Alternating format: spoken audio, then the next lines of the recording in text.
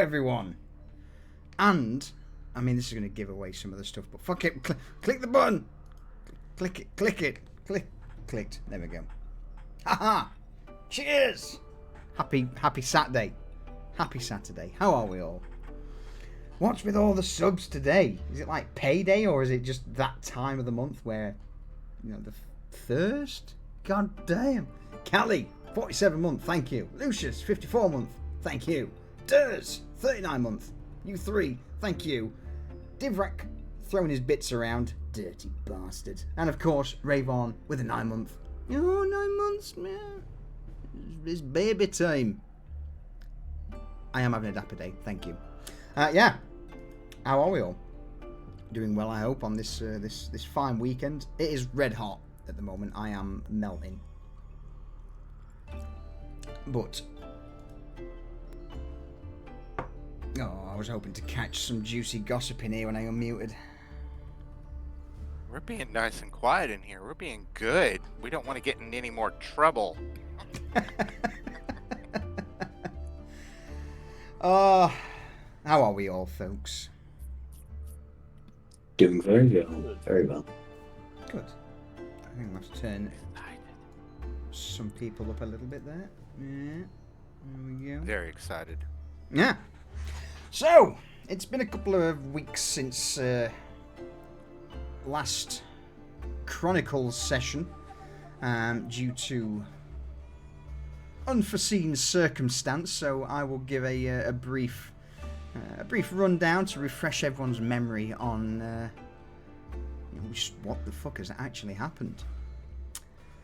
I believe last Chronicles session we had I'm gonna need more drink for this. A guest on the stream. Vanya herself wanted to offer a job to the crew, and well, what a job it was. Between the demon of pencil work and having to deal with the sisterhood of creepiness, that for most people would have been enough. But oh no, we just wait, there's more. And that more was the fact that a couple of the sisters had been brutally murdered, left drained, desiccated and tossed to the gutter.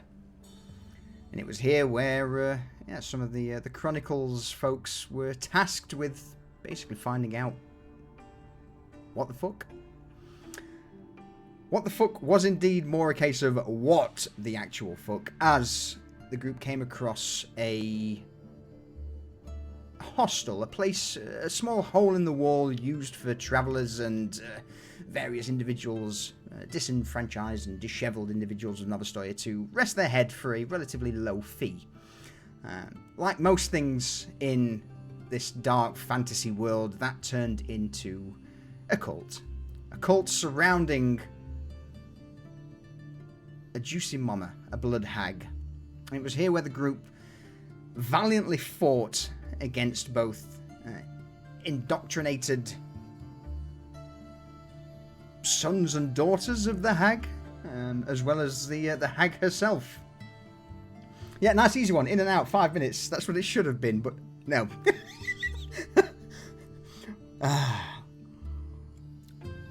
What actually conspired was, after a grueling battle of attrition through the cultists, the blood hag set her sights first on Avlesh and Whiskers, but eventually making the ultimate sacrifice was the one-man army, the unit that was, may he rest in peace, Kestus Chud. In a valiant effort, he assisted in getting everyone out the door before Avlesh closed the door to leave Chud to his fate, and in a single mighty blow with this 6 foot long, almost, butcher's cleaver, he carved the blood hag almost in two, and it was there where they both fell.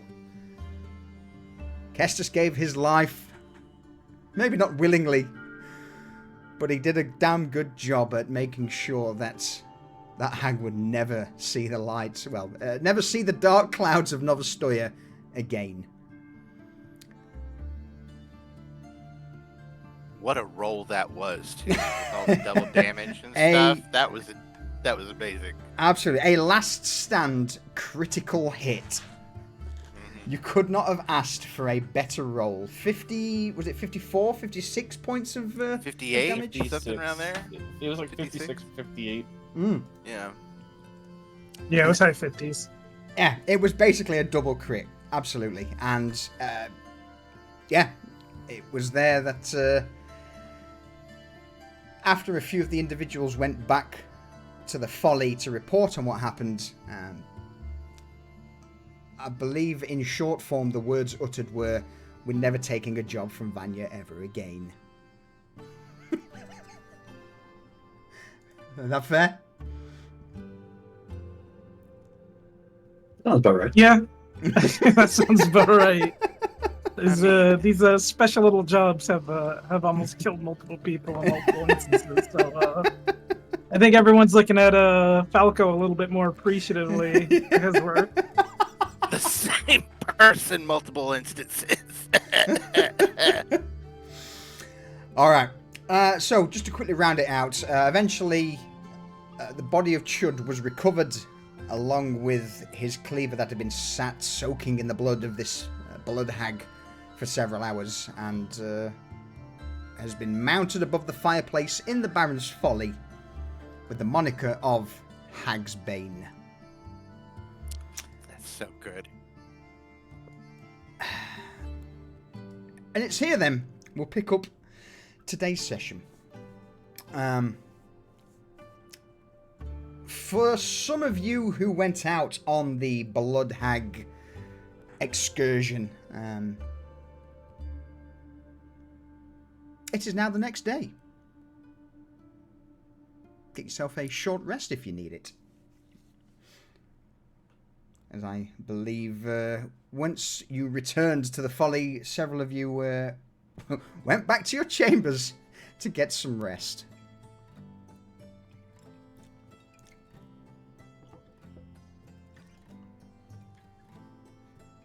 Do you have any hit dice left, Avlish? nope, no hit dice, just Avlish and his blankie and pillow, and that's about it. Well, Avlish, roll me a 1d8, please.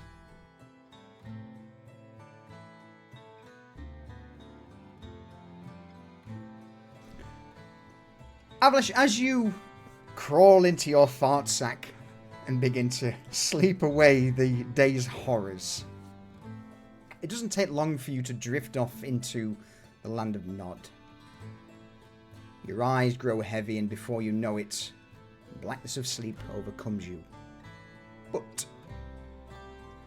not for too long.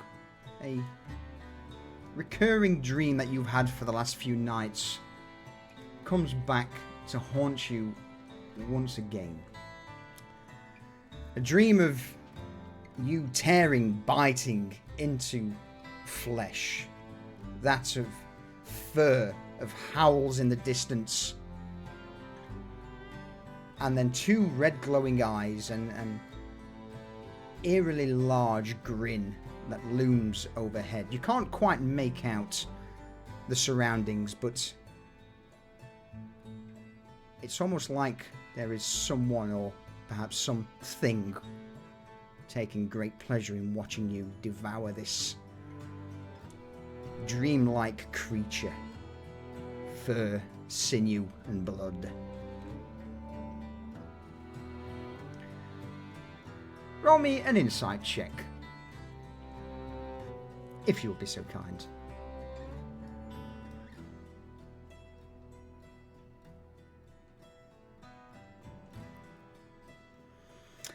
As cool as that all is, it's sadly something that you won't remember, or at least not too much.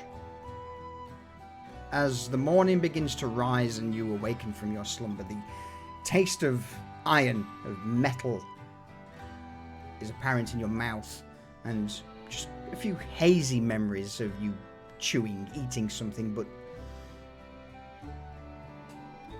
not everything. You don't know what you were biting, and you don't know who was watching. Is there any blood on Evlish, or like, is he like? Nope. Covered in it? Okay. No, it tastes like there's blood in your mouth, but there is no blood anywhere on your clothing, on you, on the bedspread. Even from your mouth, so it's not like you've bitten your tongue. Just chalk it up to a good dream of eating steak, I guess. All right. So with that, today's session is going to be a little different from the norm. We're not going to go down the route of, here's a problem. Go and be the solution to said problem. Today's session is basically going to revolve around you guys. A bit of downtime, finding out more about who you are, what makes you tick, and just a bit of the straight up role play. So with that, What's that? So before I dive into that, Scott, thank you for those 6 months, buddy. I appreciate it. Welcome in. Who wants to go first? What have you been up to in the since returning to the Folly, or again for those who didn't go out on the hag hunt, Balon, and we'll get to our fourth mysterious individual in a little while.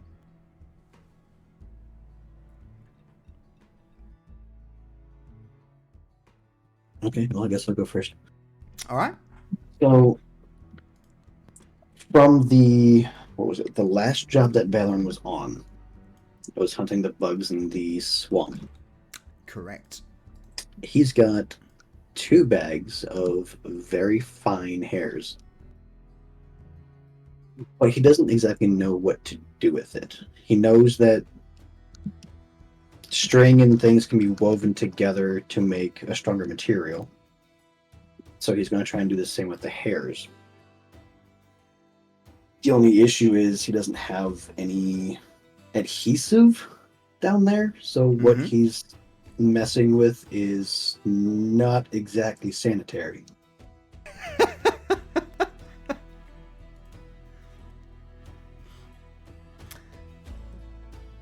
Essentially, he's making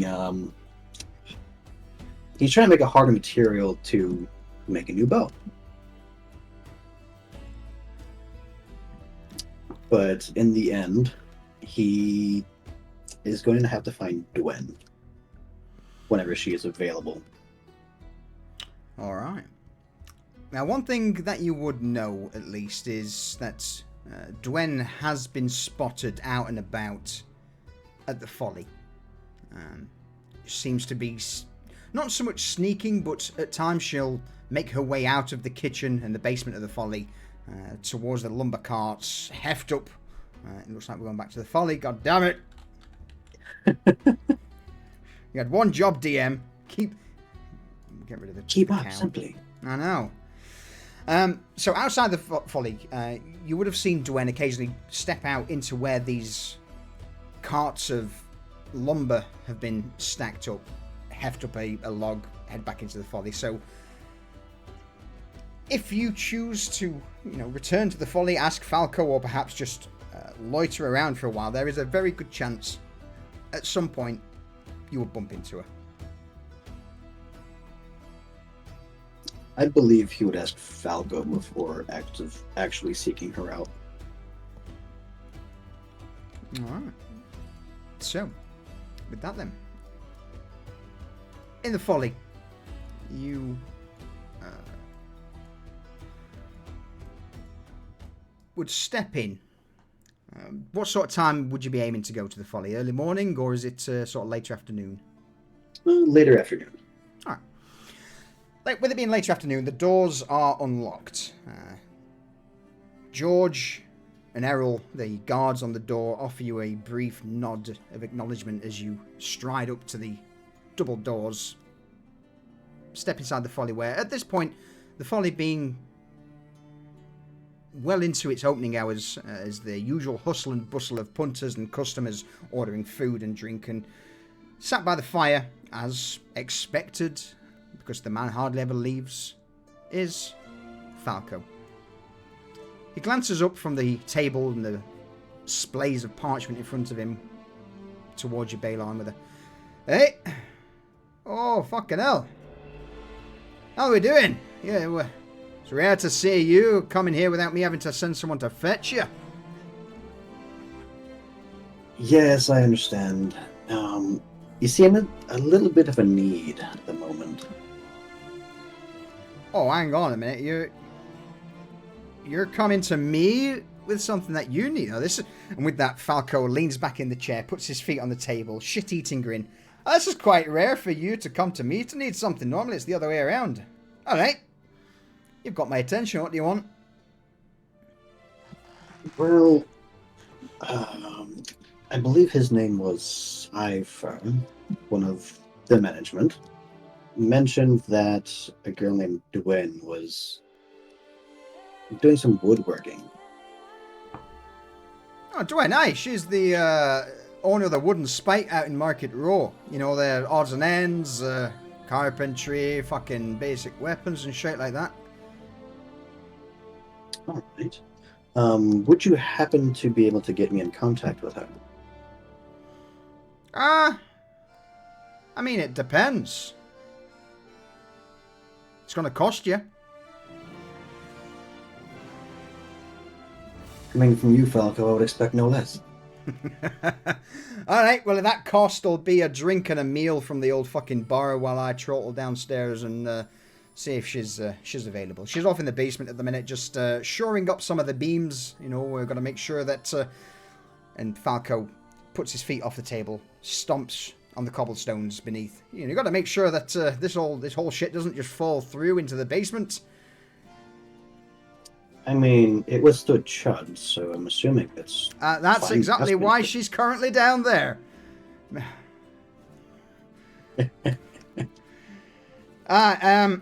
Actually,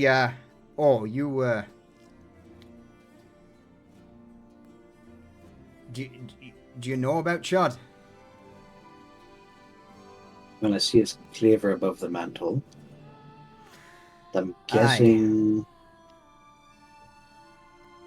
I'm guessing he dropped it somewhere, to be honest. I saw food and they were chasing after it. Sure, let's go with that. He... with that, Falco will take on a bit more of a solemn appearance, glance around just to see if there's any lingering eyes and ears on the conversation, noticing that the vast majority of people here are way into their tankards. He leans forward over the desk towards you, Balon. No, Did you just mute yourself? No. Oh, okay. Did you cut off after a note? Was that for everyone or just for you? I heard everything fine. It's you. I heard everything fine. It's you. It was me. Damn it. Apparently. It was you. I'll get I'm fired. sorry. All right. So, as he leans over the table towards you, Balon. Chud, and he draws a thumb across his throat.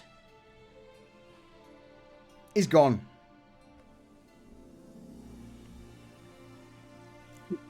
Balon's going to kind of look down. His expression's going to go solemn for a moment.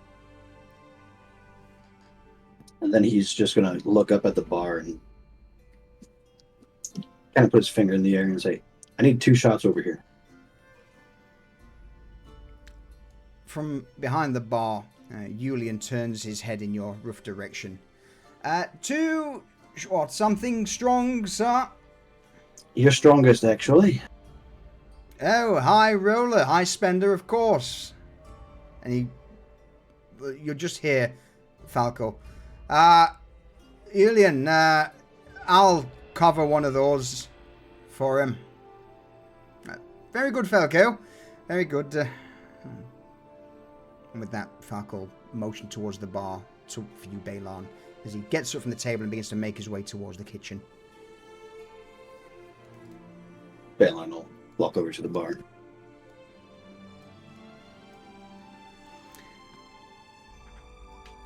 Julian deftly makes his way towards the shelving behind the bar.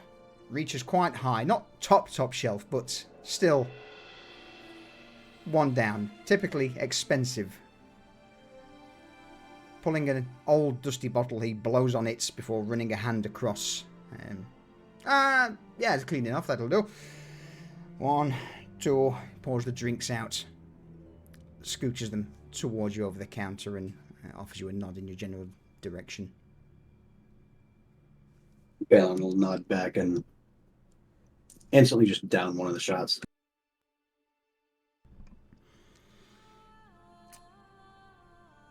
Roll me a perception check.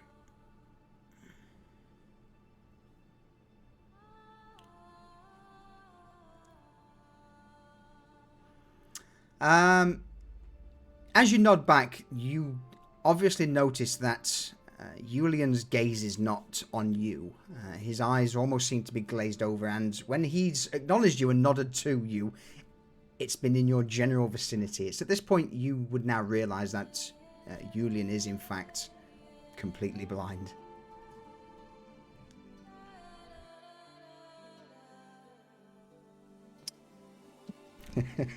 He's just going to take note of that for now. He might have some fun with that later.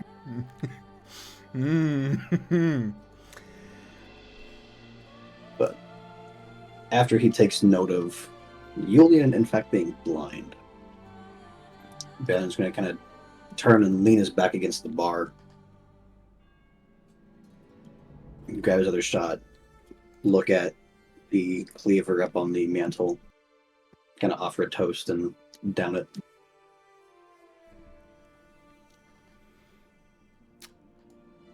It doesn't take too long, probably 5 or so minutes before eventually Falco returns back through the kitchen door into the folly. Trailing behind him is a rather tall, well-built, orcish woman.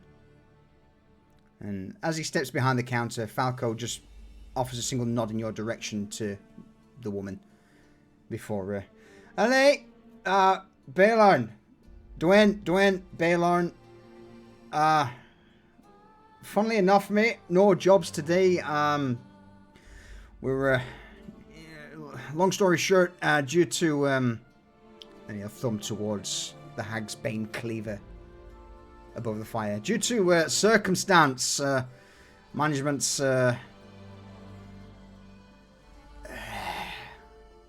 discussing. Giving us a small.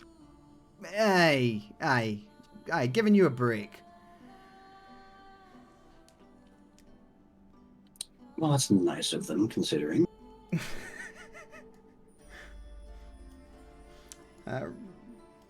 Sure, let's go with that. Turning his attention to Dwayne, he nods his head and kind of like a warm welcome. Dwayne walks around the bar, drags one of the stools away from the bar counter and drops into it with a almost an exhausted sigh. Ah, there we go. Breather. Julian, something dark and strong, if you would be so kind.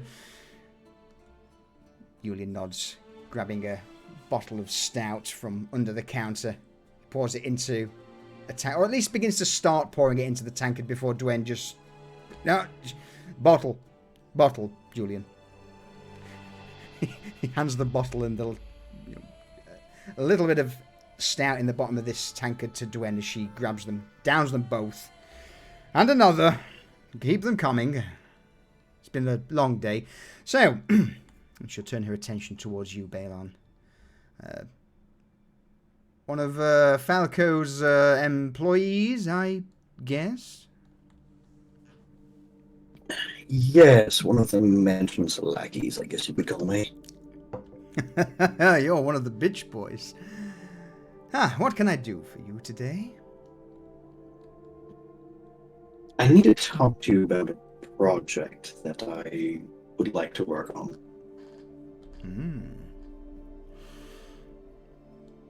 He's going to take the bow off his back and kind of like set it on the table. Just as a quick one, Shade, you are roboting like mad. You put what on the table? Sorry.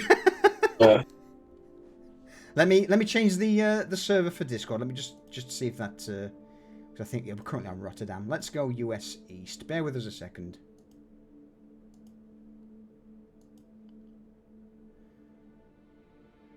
Hello. Hello. Perfect. Much better. All right. Better. Yeah. I've just changed Discord servers because it was originally set to EU. So your bow.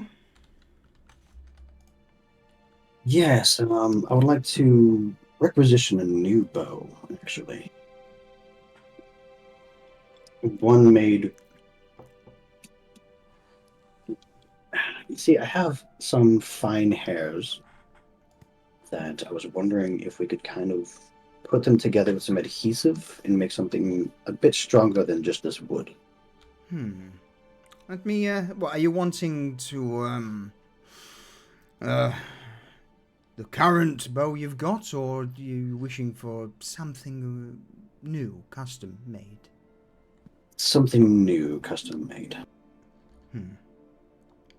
All right, well, normally I wouldn't take on custom jobs, but, well, it seems that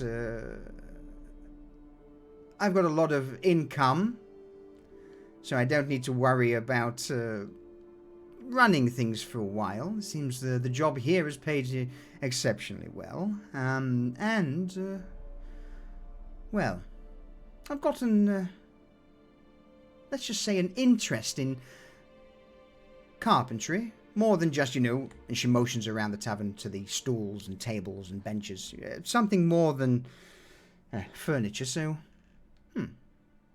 sure. Do you have she'll look towards are you offering the hair, or is it just, have you just said that you've got them?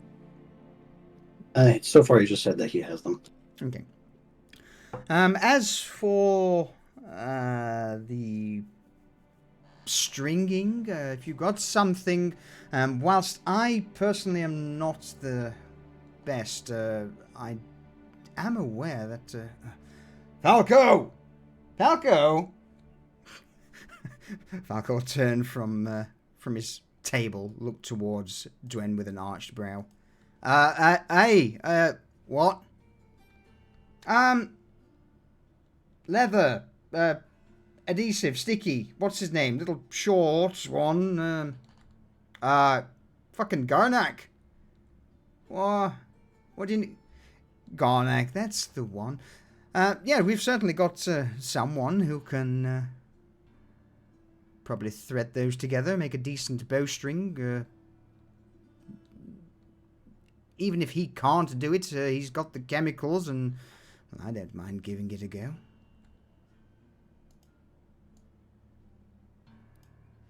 All right. The bowstring is not exactly what I'm worried about. It's the main part of the bow itself.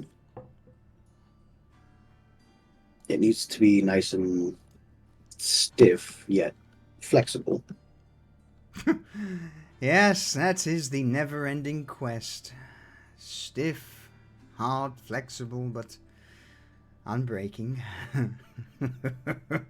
Dwen will just take a big gulp from the stout as she looks you up and down hungrily for a moment before shaking her head.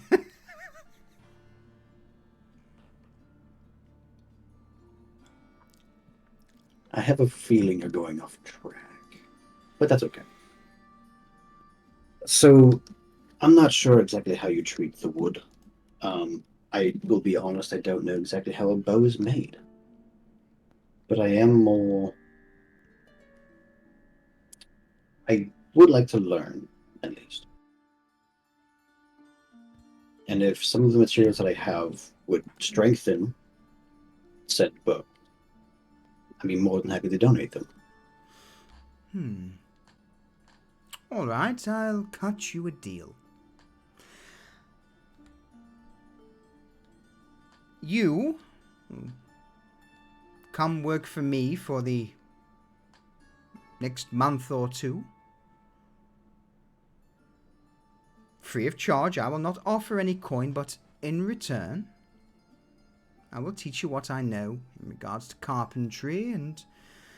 Well, if you can acquire the materials, then consider this bow of yours free of charge. Payment as such for your work. How's that sound? That sounds fantastic. Oh, Falco! You just say, oh, for fuck's sake, what now? Has Cypher gotten back to you about that animal fur that I was talking about to make a bow? Or like a bowstring? No, but if you wait around a little bit, I'm sure he'll be... Oh.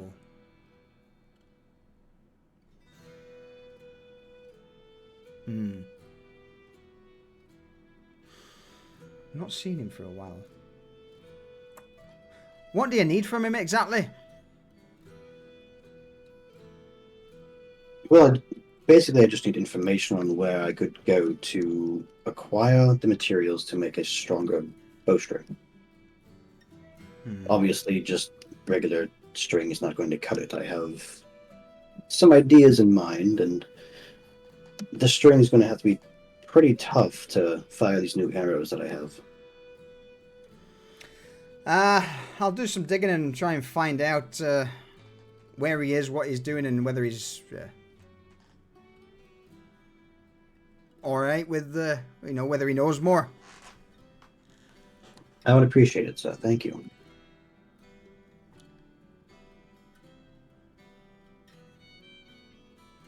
With that, is there anything further you wish, Balon, from Dwayne or Nope. Falco? I think Balon's up for a while. All right.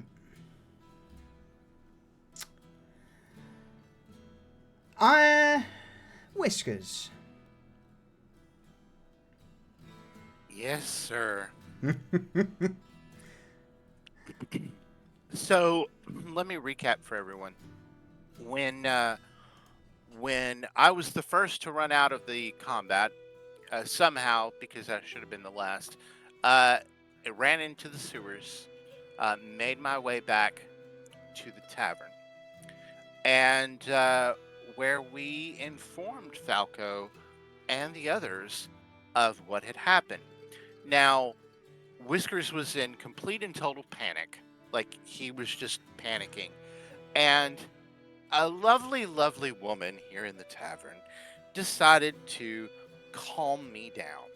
And when she did, I passed out. From Yes. Whiskers' point of view, he just kind of went face down onto the table, not knowing that once he had fallen asleep, he transformed into his more natural humanoid rat person, to which there was some grumbling, and they picked him up and they threw me over the shoulder and carried me off, and saying that I'm going to have to answer for some things. Now, of course, Whiskers doesn't know that, but that's where we last left Whiskers. It is. So, I'm going to pick things up a little here and say that you rested for a considerable amount of time. Good. I did roll my my beautiful last hit dice whenever I fell unconscious, and I did for the community. I did roll the absolute worst roll you could have made, and I got 3 health back, putting me at a total now of 4. So, Beautiful. because I was at 1. Mm. Where do I wake up? Where do I wake up? Well, I'm gonna have someone. Wake up. I'm gonna have someone else explain this. Oh God. I'm in so much trouble. Yeah, we're gonna have someone else explain this because at this point it would be late afternoon, early evening when you would awaken. What does he see? And where is he? He is in one of the bunks inside the bunkhouse, and sat in the corner of the room on a little stool is what looks like to be Cypher wrapped in lots of bandages and smelling kind of pungent. He's just kind of sat there swinging his legs. He goes, "Oh, you're awake." So do I like have a sheet over me? Like am I or am I just laying on a bed? You're Am I probably just curled laying up? on the bed. Okay. I don't know. How do you Okay. sleep? How do you Well, sleep? I was unconscious. I don't know. Did they put a sheet on me? You just tossed me in the bunk and let me sleep there? I don't know. I'm gonna I say was yes. out. I'm gonna say, well, again, you know, it turned from being unconscious into sleep. So whether or not you tossed and turned, Whiskers, is on Okay. you. Right. So, as his eyes start to, kind of flutter open, and hearing the sound, I look over, and it takes a couple of moments there before I realize I'm not a human. And I grab the sheets and I kind of sit up on the bed, like with my is there a wall next to the bed? Like is the bed Yes, shoved up yeah. against? So basically, Okay, so these rooms yeah. are roughly about 8 feet to 10 feet long. They're not huge, but enough for a 6-foot bed that's pressed against the wall. Maybe a wardrobe and a small chest of drawers. So realizing the state that I'm in, I pull kind of the sheet up close to me, and my eyes get bigger, and I push myself up against the wall because he's frightened at this point. For lots of reasons he's frightened, but he's frightened. Hello.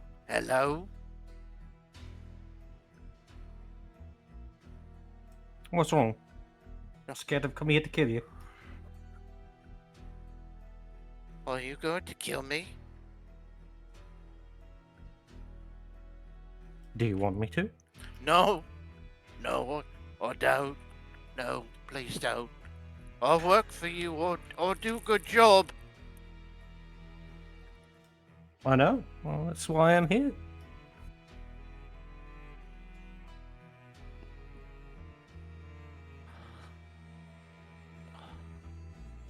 He takes a few breaths, trying to calm down, but obviously he's very cautious and still very scared.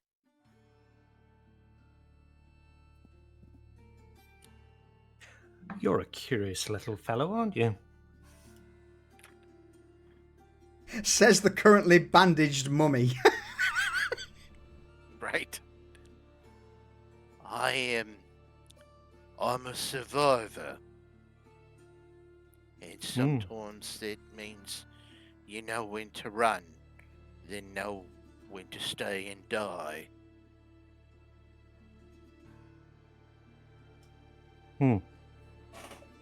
Interesting. What are you? I've seen your kind before, but you're different. What's different?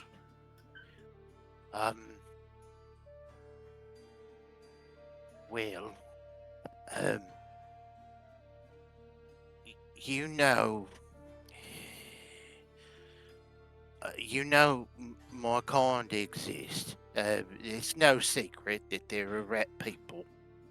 I am,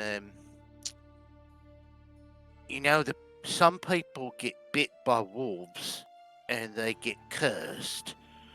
Well, long time ago, my people was cursed, but I'm naturally born. It's no longer a curse. I'm not cursed. I am born this way, as is my people. So the transformation is physical, and not a magical Yeah, glamour. Oh, yeah. Is it who I am? could you do it to me? Could I make you like me? No, no. Oh, Transform. oh, Silly little rodent. oh. My my little buck teeth, my little snout. I look at my hands and I start to shapeshift back into a human. As soon as that happens, Cypher's all up in your grill, examining you. He's pulling your arms, looking at your arms, touching your face, opening your mouth. He's like, "Oh, Watching the fur retract into my skin, my nails retract back into my body a bit. My jawline and my face kind of pull back, my nose, but now it is clearly, like, far more easily to tell, like, how the shape of my nose and my ears, that even in my human form, the oddity features about me are just smaller, thinner versions of those rat features themselves.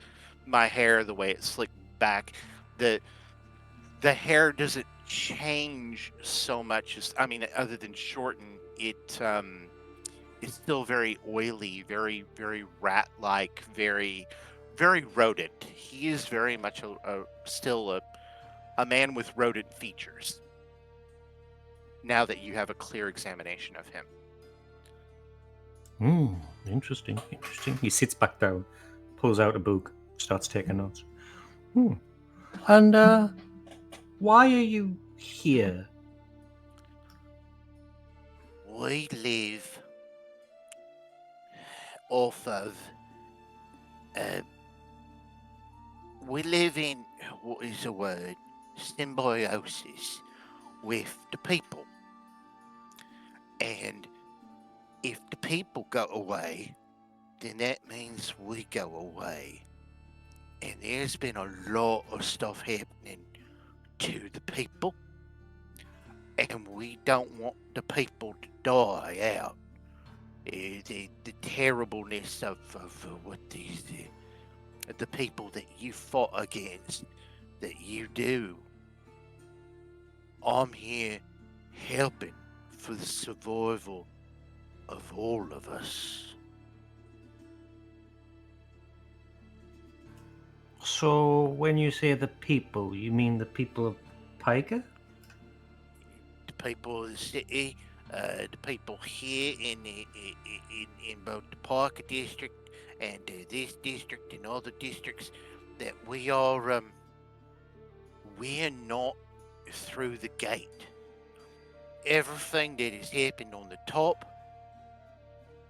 bad things have happened in under the city as well, from creatures that kill us and push us out, and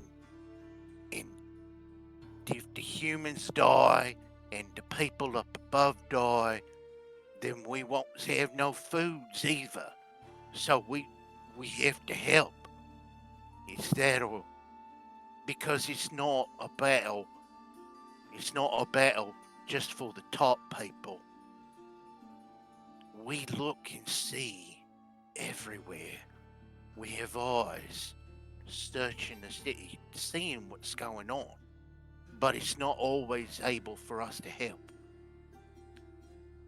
I'm the first that I know of me kind to come up and directly try to help fight this so that we all survive.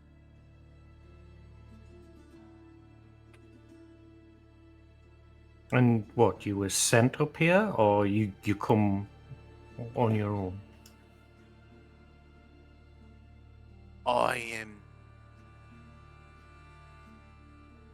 was volunteered, let's put it that way, to come help. Cypher smiles when you say volunteered. I willingly put myself in danger to help not just you lot, but my family as well.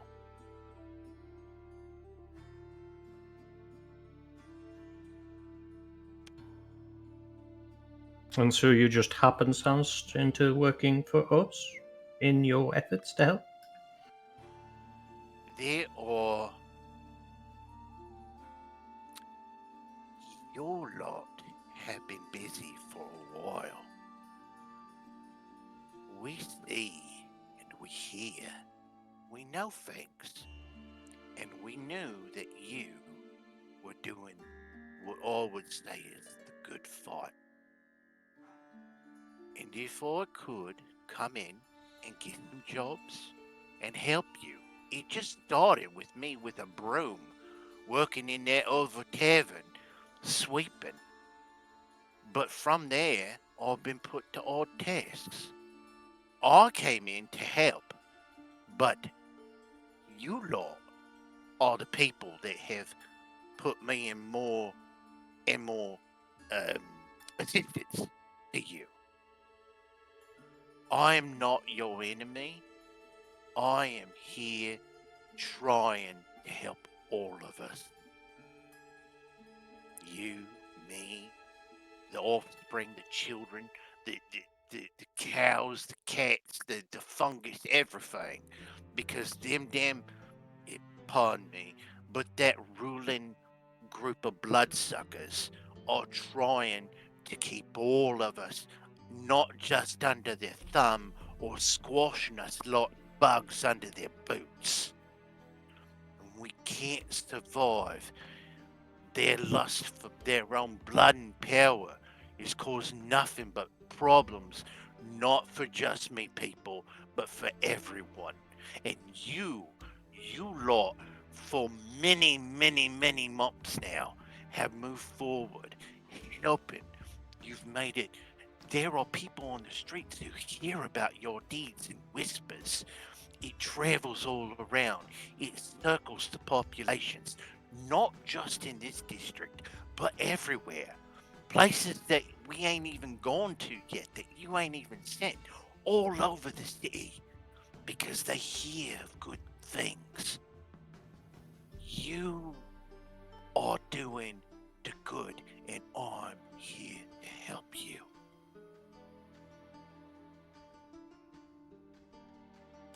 That's an interesting perspective you have on things.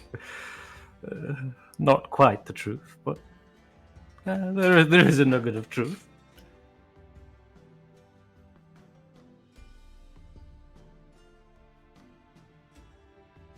Chaos breeds more chaos. Disorder, more disorder.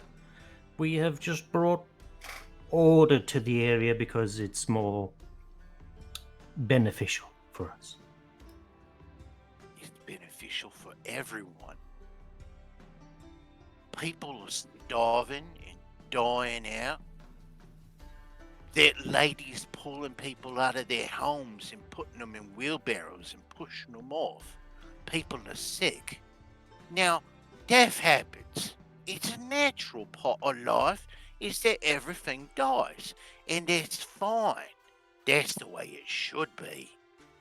But the way that this is, and the suffering that happens, like I said, if the people ain't got no food, then we ain't got no food. And if the people die, then we die. And it's been nothing but terrible horror after horror after horror for so long. And you have made a word that you're making a difference. And now, here I am, trying to help you help make a difference. How very noble of you. I'm just trying to survive.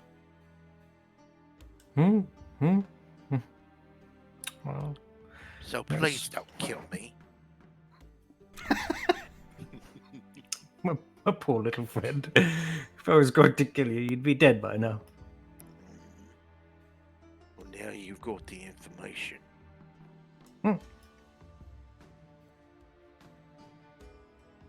Now what to do with you, You see, I'm somewhat of a collector. You're not the first I've approached.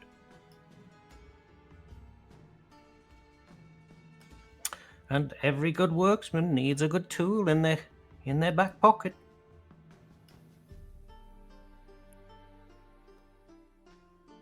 I think He you- looks a little. He's concerned. He's very concerned looking. His face.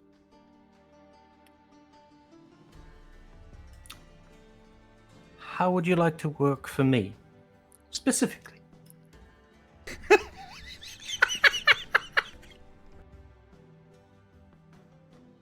Is oh, I have loyalties to me family. There's a bond.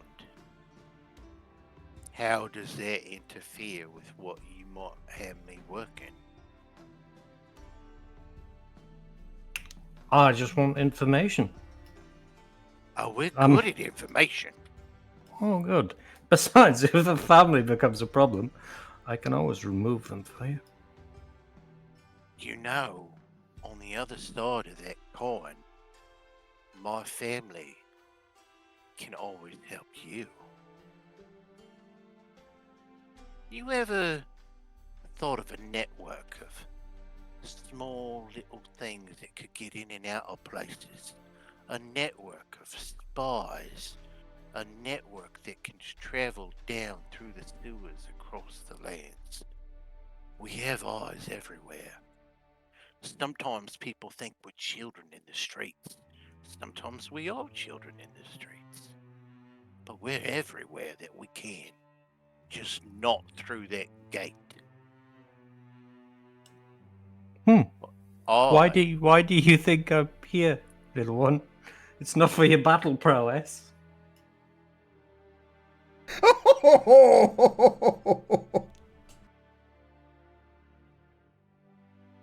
You saying I'm not good with me bow? No, but I think your talents and skills are best suited to other jobs, don't you? Certainly there are those that think so.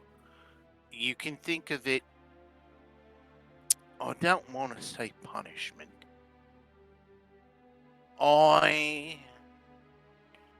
There are those that are not pleased at my lack of certain unique studies. Such as? What kind of studies?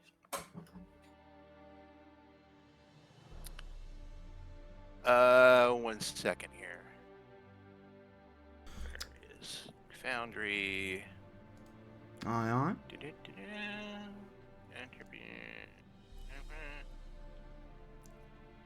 Little things like I raise my hand and that's what we'll do. Without whispering a word. Well, actually, let's find out. Yeah. Without whispering a word. Without whispering a word, as I raise my hand, suddenly the blanket begins to lift up off of me and away from my body and set over on the side as an invisible version of Mage Hand works for me.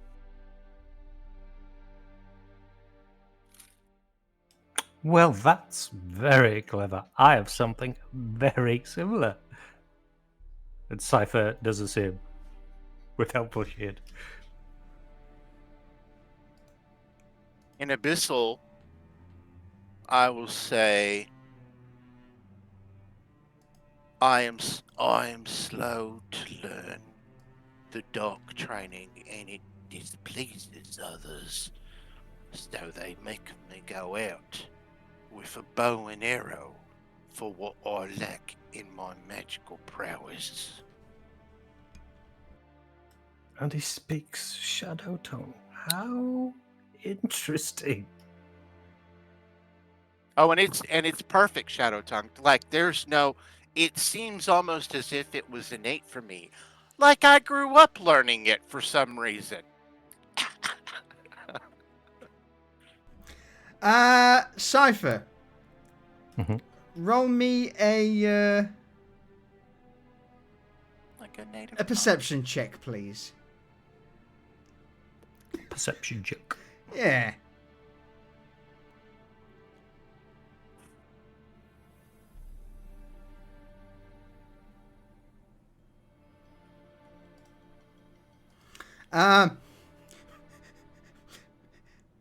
He actually speaks it slightly better than you, verbally at least. Impressive. Yeah, because Cypher speaks his with an accent.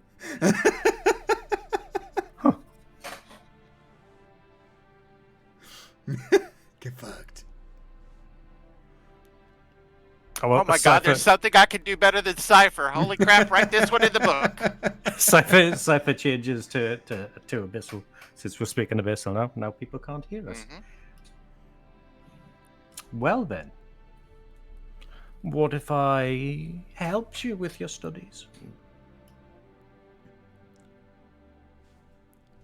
What if I give you gifts to help you gain that power your peers seem to say you're lacking? As with every transaction, what is the cost?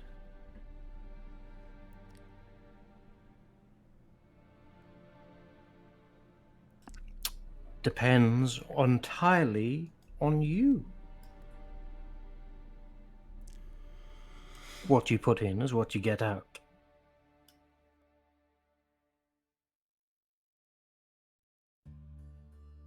My corpse is already owned for when I die, and my soul as well.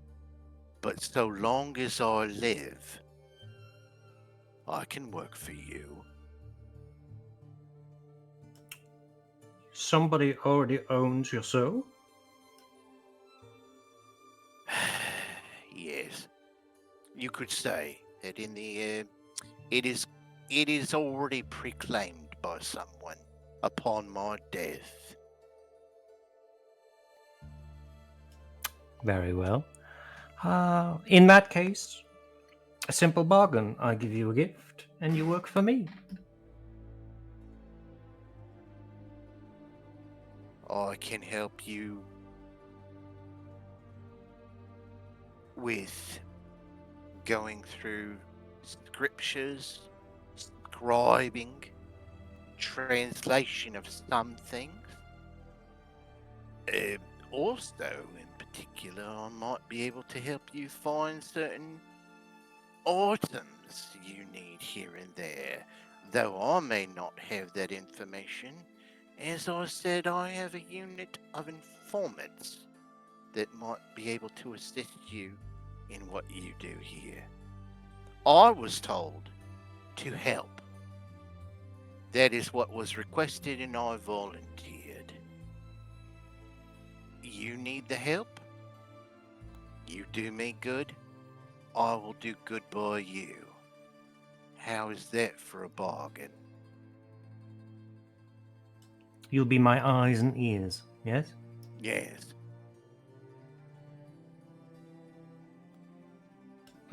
Not what I was hoping for, but What else would you like?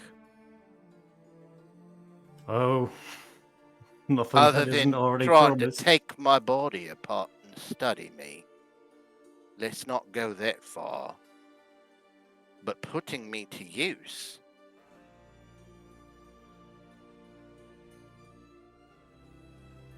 Yes, just your eyes and ears. You'll be my little spy, informant. Do you wish for me to study under you? Your apprentice? You'll have to earn that title. I look at my body. That is. I've not yet earned it. I've not yet proven myself to you and your people. No?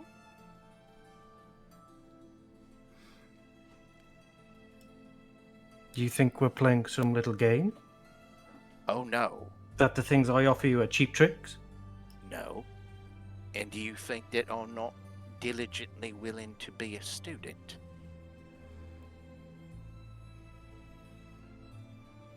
I don't Perhaps know yet. Your peers seem not to think so, so why should I be any different? Perhaps I just haven't had the right person that understands me to make the training. But time will tell. And we will begin here, for this is the beginning step. As time goes on, and you discover and or decide to use certain aspects that I can offer for the betterment, then I will earn that trust, as I've already earned the trust into this place, into the folly. That's what gives you this conversation. I thank you for that, and I thank you for not killing me. Good. So a bargain. You'll work for me, yes? And I will work for you. Will I also work for Falco still? Oh, I mean, I s- Falco will pay on the side. Miss Rita is the one that initially hired me. But she hired me to sweep floors and clean basements.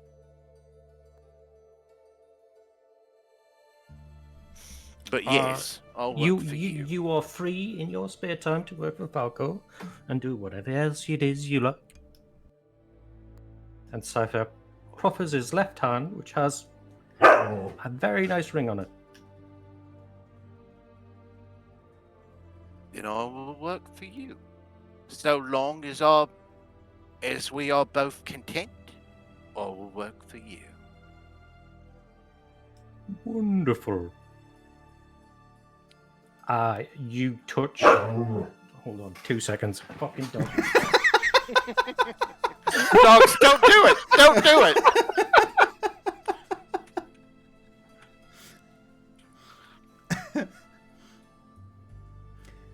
Motherfucker.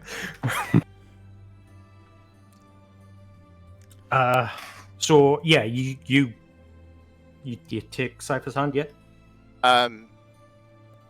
If you're extending your hand, yes, I will take your hand.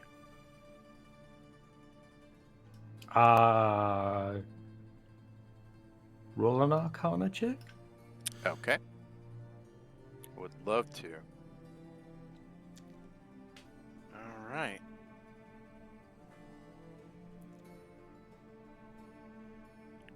I'm going to say it while we've got a one bit of moment. downtime. You know, this is always the DM dream where the DM can just be like, "Well, there you go. Stage yours." Arcana. Starts with an A, by the- ends with an yeah, A. I'm looking acrobatics, Arcana. There it is. Got it. And I will roll. Piece of shit. And with that, can we cut scenes? I need to AFK just a moment. My phone's ringing. Yeah. I mean, Yeah, we'll go for a break. Sure. I'm pretty. Yeah, that's pretty much a good point. After that, we will pick up with once you've sealed the deal. We'll pick up with Avlesh, and then we're going out for a stroll.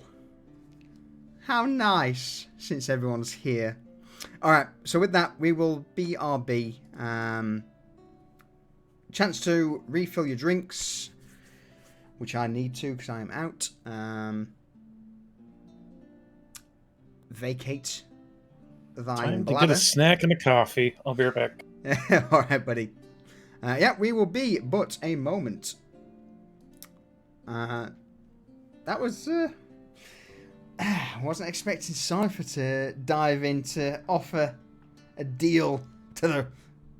I'm going to say rat bastard, but... I'm over here. Yeah, exactly. That's why I can't say that. To... Little Tail. Be right back. Sorry, back. Had to take care of something real quick. Sorry about that.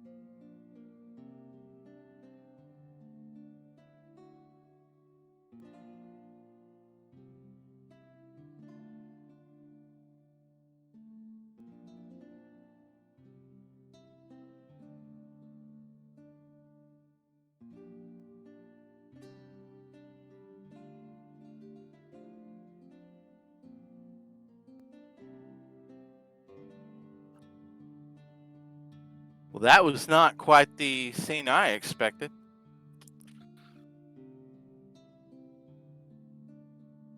I'm back.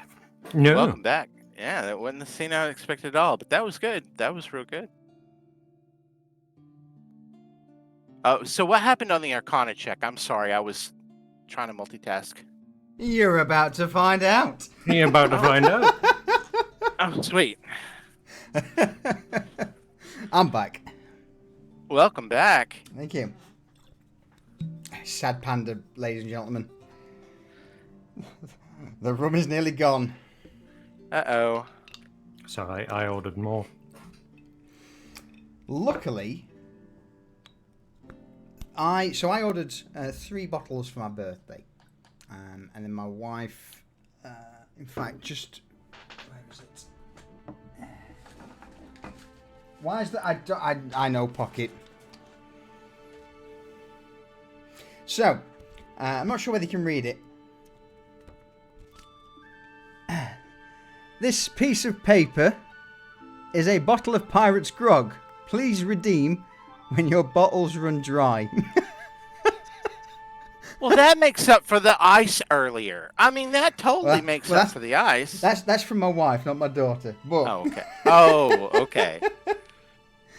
So yes, there is luckily a free. I've got a pass for a free bottle of rum there. That's nice. Water it down, make some grog out of it. Well, this is the thing. The actual name of the rum is Pirate's Grog? Grog. Grog. Oh, that's nice. And It is hands actually down, very nice. hands down, the best spiced rum I've tried, Really? and I have tried a lot. The only downside for yourself though, Whiskers, is it's mostly only UK and EU only. They don't ship stateside. They don't. Damn, I love rum. I This love stuff tequila is- more, but I love spiced rum. Also, I'm not sure whether you can see. I don't think I've ever had a chance to show this on stream properly. But my glass that Lee and his better half got me. Solution glass. That's cool. Yeah. Drinking rum before 10 a.m. makes you a pirate, not an alcoholic.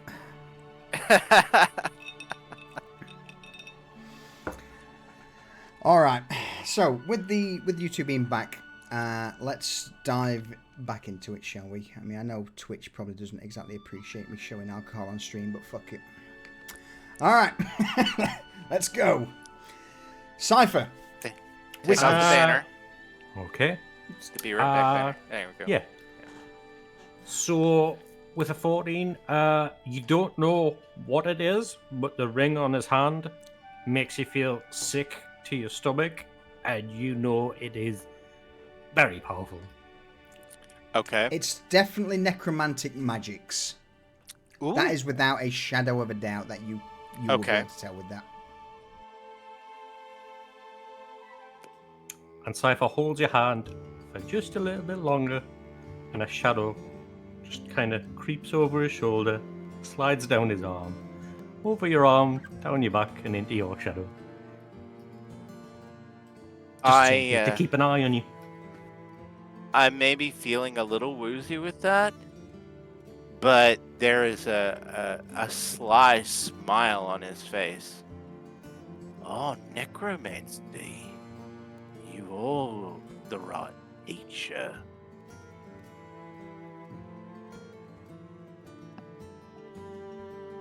And I left you a gift. And he point at your shadow, which now has a hole that looks eerily like an eye in its head. It's Okay. kind of just blinking at you.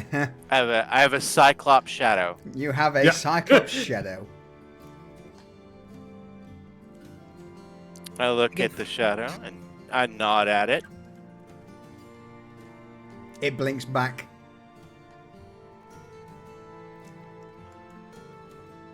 Very well. Not just my eyes, you got a third with me now too. It works. But I can see more this way, perhaps. Or you can, rather. Keep my good eye on you. But it works both ways. Oh? You can see what it sees. In time. In time. Like a familiar. Like a familiar, exactly. Very well. Well, I'm employed, so that's good. He kind of makes a joke out of it. Oh. It's good. All right. And I'm not dead. You're not dead. Isn't that wonderful? Yeah. No, I still haven't been paid yet. I didn't got the monies yet. Everything I do brings me close to death every time. I don't know whether you're the strong ones sending us out to our deaths, but we're surviving. Well, most of us. And I look down and think of Chud.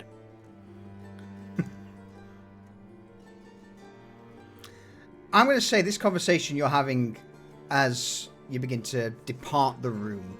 And it's here where, as you open the door to Whiskers' chamber, across the hallway, another door would open, and there stands a rather pale Avlish. Avlish, are you there? Yep. Avlish looks like hell. But not as bad as he did, a couple of days ago. He has sort of been better. He would have tried to summon dog when he got up, but would find that he was unable to reach. Kind of like that bond that he has with the spirit that is dog. He couldn't reach out and grasp it. It was like elusive. So he's probably looking a little confused. He prayed at his little shrine in his window for a bit, to no avail. Before he would step out into the hallway, probably give the Whiskers' door is open? Yeah. As you step out of your room, Avlish, you would see basically Whiskers, who is probably as pale as you, covered in wounds, not looking great, along with what can only be described as a a mummy, a wiry individual wrapped up in bandages with nothing but just these two sunken black eyes peering out. The trail of the last conversation that we were having there, I would have been speaking in some very weird, dark tongue. Mm-hmm. He's honestly just gonna shake his head and walk away. He wants It's not Rex. none of that. He's just gonna go downstairs and look for Falco. All right. So, as you're heading down, before I cut to you and Falco, Avlesh, Cypher and Whiskers, is there any last closing statements you wish to make to each other before you part ways?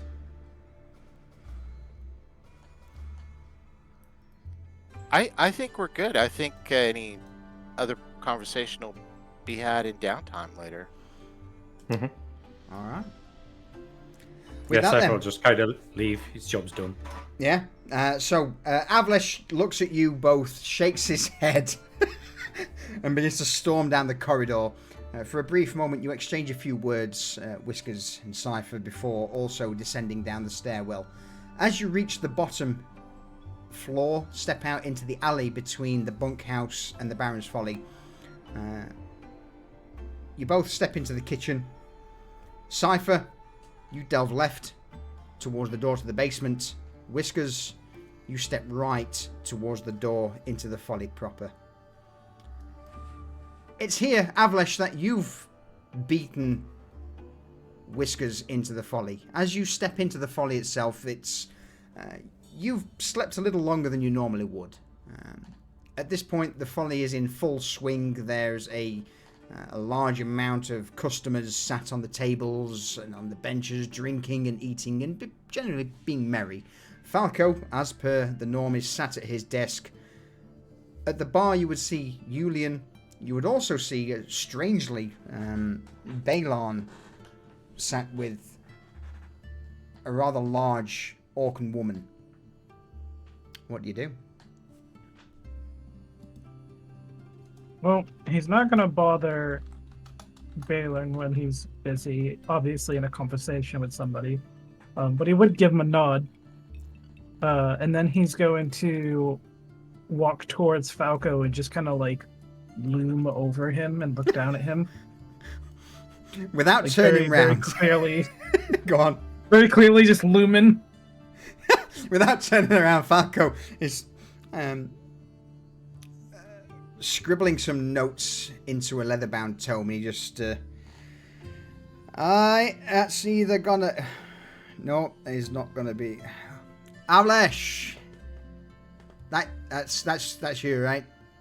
I'm doing the quick maths at the minute, so don't... Fuck. Oh, you fucking... At that, he throws the quill down onto the paper. Turns around and looks up at you with the expression of, what do you want? I nearly had it. Smithy. Need to know Smithy.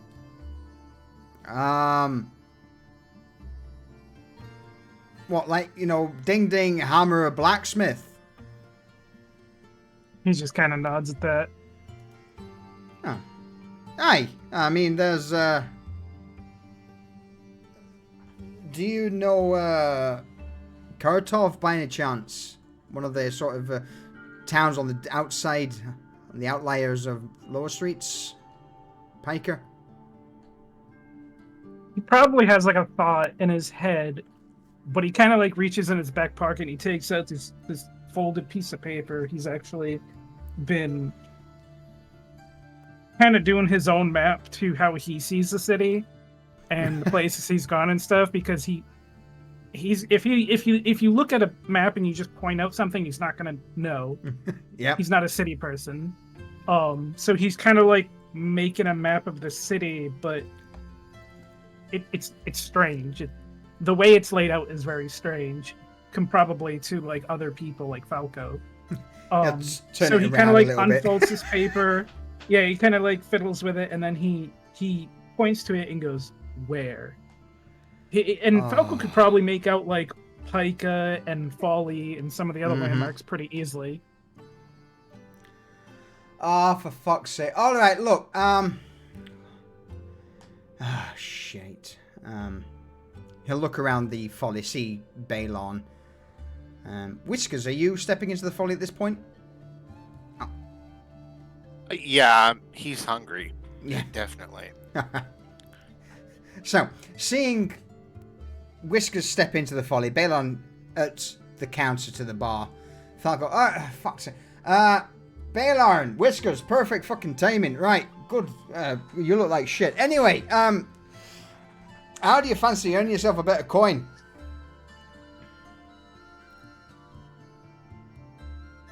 I look perplexed at the man. What are you wanting us to do? Nice and easy. As It's nice and easy. It's two things. Balon, you in? Of course you're in. Of course you're fucking in, right?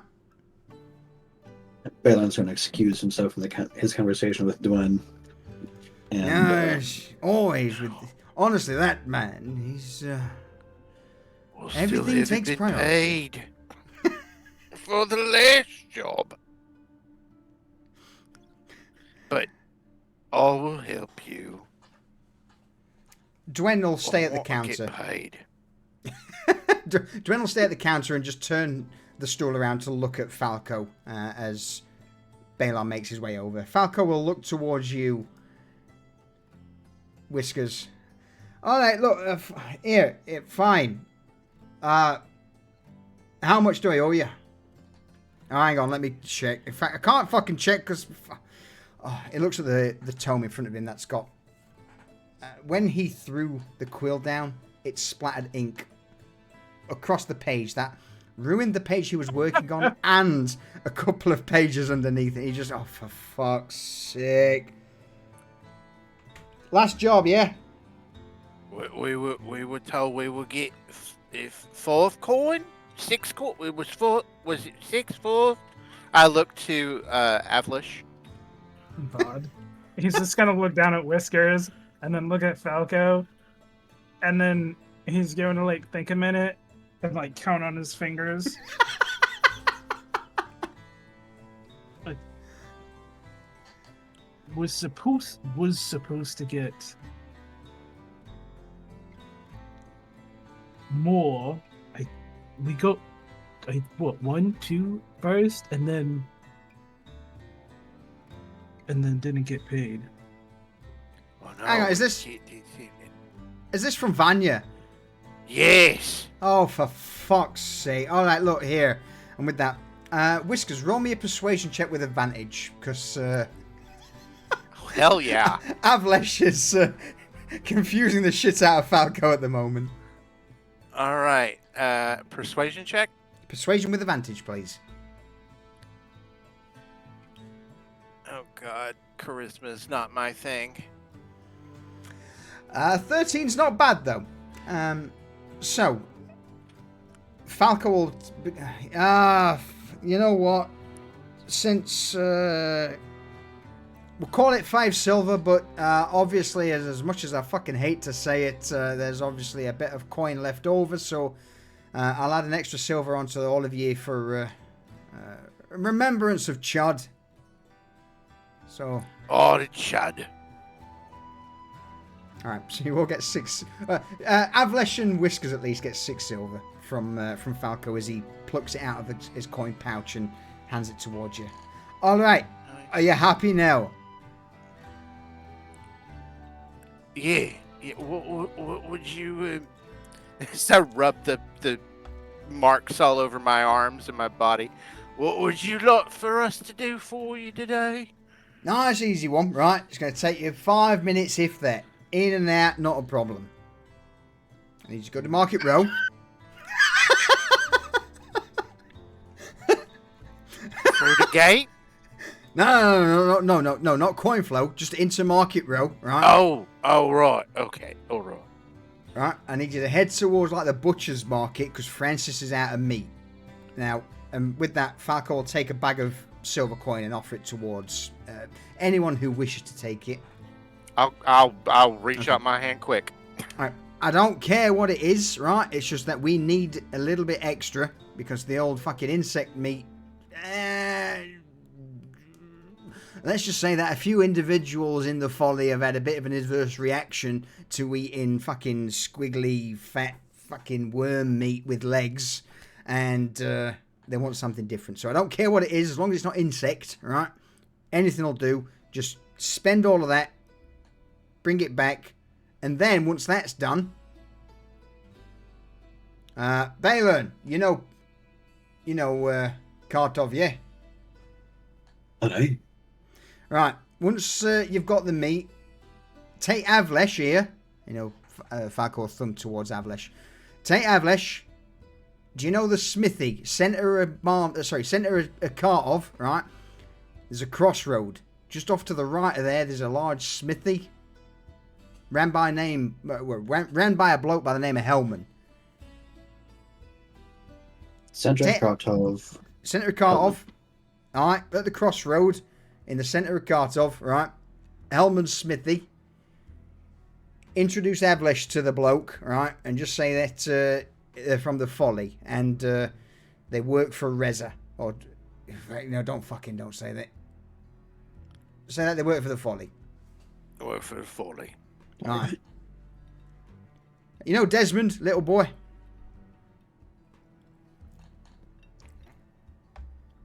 I don't think Avlish has met him yet. You probably saw Desmond at the meeting for the... In fact, you did. Oh, yeah. It was Yeah, Desmond he was there. and Vanya who sorted you guys out after the assault on the Mage Coven. Because I asked if he looked like a talking doll. Yeah. Yeah. Okay. Right. Worst case scenario, if there's any issues or whatever, just say that you work for either the Folly or for Desmond, because I know that Desmond went down there recently to sort his armor out. Be nice, be courteous, don't be a fucking arsehole. And he'll point towards you, Balon, as he's saying this. When have I ever?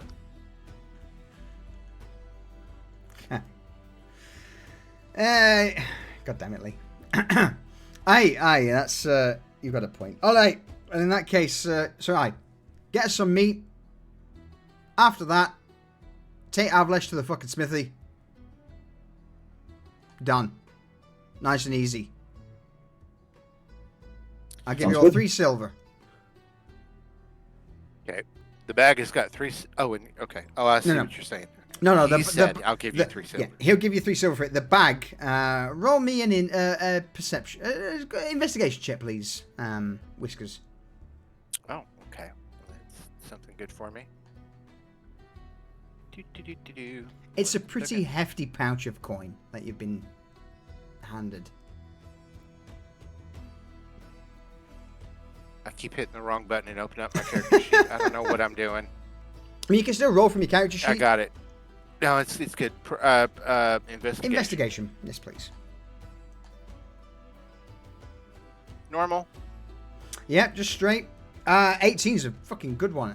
There is at least 40 to 50 silver in this pouch. To the point where the amount of meat you could purchase with this is quite substantial. All right. Got about somewhere close to half a gold in here. All right. That is right? It's 100. Absolutely. 100 Yep. silver. Yeah. Okay. 100 Just silver making sure. is a gold coin. All right. So we're gonna go grocery shopping, and then we're gonna go start by the weapons shop. Yeah, the blacksmith. Yeah. All right. If you're heading to Market Row, at that the large Orcan woman stands up, glances towards Balon. Do me a favour, since you're in Market Row, head to the Wooden Spike, my store, and she'll hand the key towards Balon. Balon's going to accept the key from her. Any saws in the back room on the shelves? There should be at least 2 or 3 different saws. Bring me 1 or 2. Let's make it safe. Bring me 2 of those. I've already broke like 7 already, so I could use a few more. And bring them back for me. Where was your place again? Oh, the wooden spike. So, if you head down Market Road towards the Carnelian Gate, probably one of the largest stores there. You can't miss it. It's big wooden The sign big on the one front. with that roof that does the. Yeah, all right, yeah. Oh, you own that. That's nice. Yeah. I mean, if there is anything you need there, then, help yourselves within reason. And she'll look at Balon once again with a bit of a scowl. Within reason, remember. Don't rob the place blind, but if there's anything you need there, then help yourself. Of course, of course. Would not want to grab the ire of, well, the person I'm going to be working for.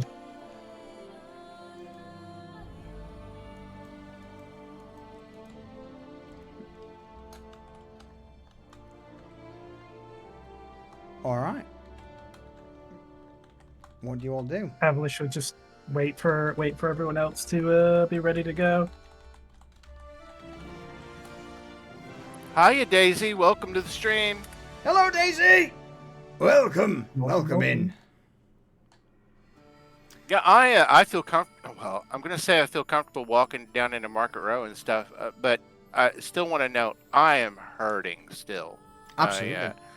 I'm gonna ask him. By the way, can I? If you got something for this terrible aches and pains I could drink real quick, maybe like a heavy meat or something, please. Falco will look at you once, Whiskers. Arch his brow. Actually, you know what?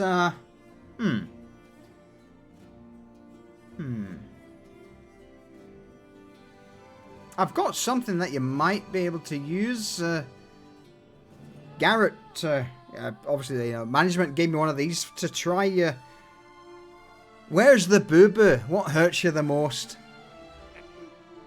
I would say it's just one big pain, kind of everywhere over me.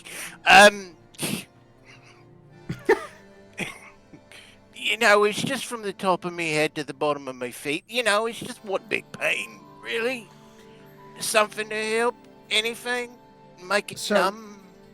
Falco will get up, head into the basement, and after, I would probably say, at least 5 minutes, maybe a little longer, he eventually returns out of the basement from the kitchen, brandishing a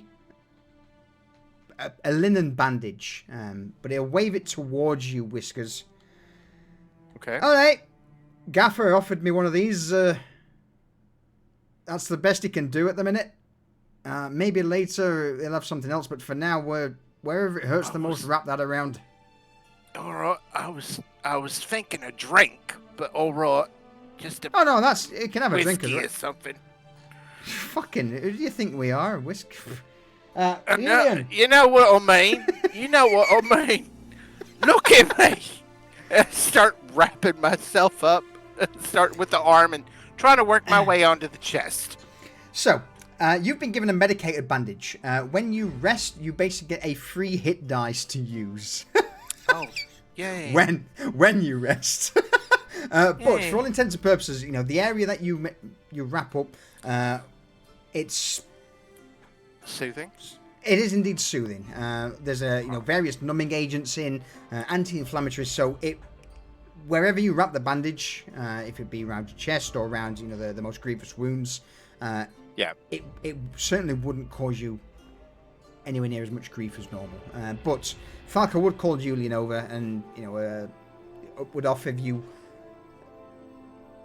Oh, actually, hold on.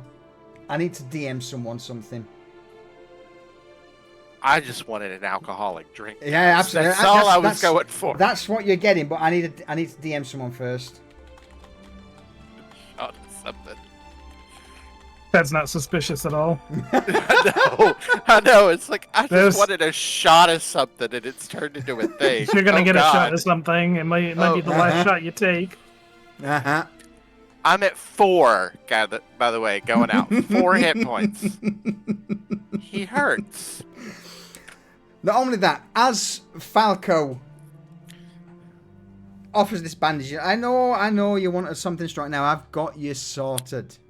and he'll take a small vial out of his jacket. New drink to the folly. New drink, super secret, but hey, congratulations. You have been deemed fucking worthy to sample. And they were leaning close to you, Whiskers, and in your ear he'll whisper, "This is bloodshot. Enjoy it, my friend." And he'll offer this small vial towards you. Now, this vial, it only seems to contain roughly a shot's worth of liquid. It's deep red in colour, but there are like gold flakes that seem to coalesce when disturbed. Okay. I'm just going to look at it here for a second. Oh yeah, I see some gold flakes in it. Yeah, that looks red. So he's gonna say, "That looks awful red." Yeah, I'll try anything once, twice if it hurts, they say. You know. What do you do? And I will take the shot. All right. I will turn it up.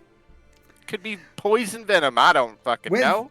With it only being a small sample, I need you to roll me just a DC 10 Constitution saving throw, please. All right, DC 10 Constitution saving throw. Avalish is just gonna stare at Whiskers and Falco the whole time, just like born holes through his, especially when he starts to drink something. He's just gonna stare at Whiskers. Where's my? There it is.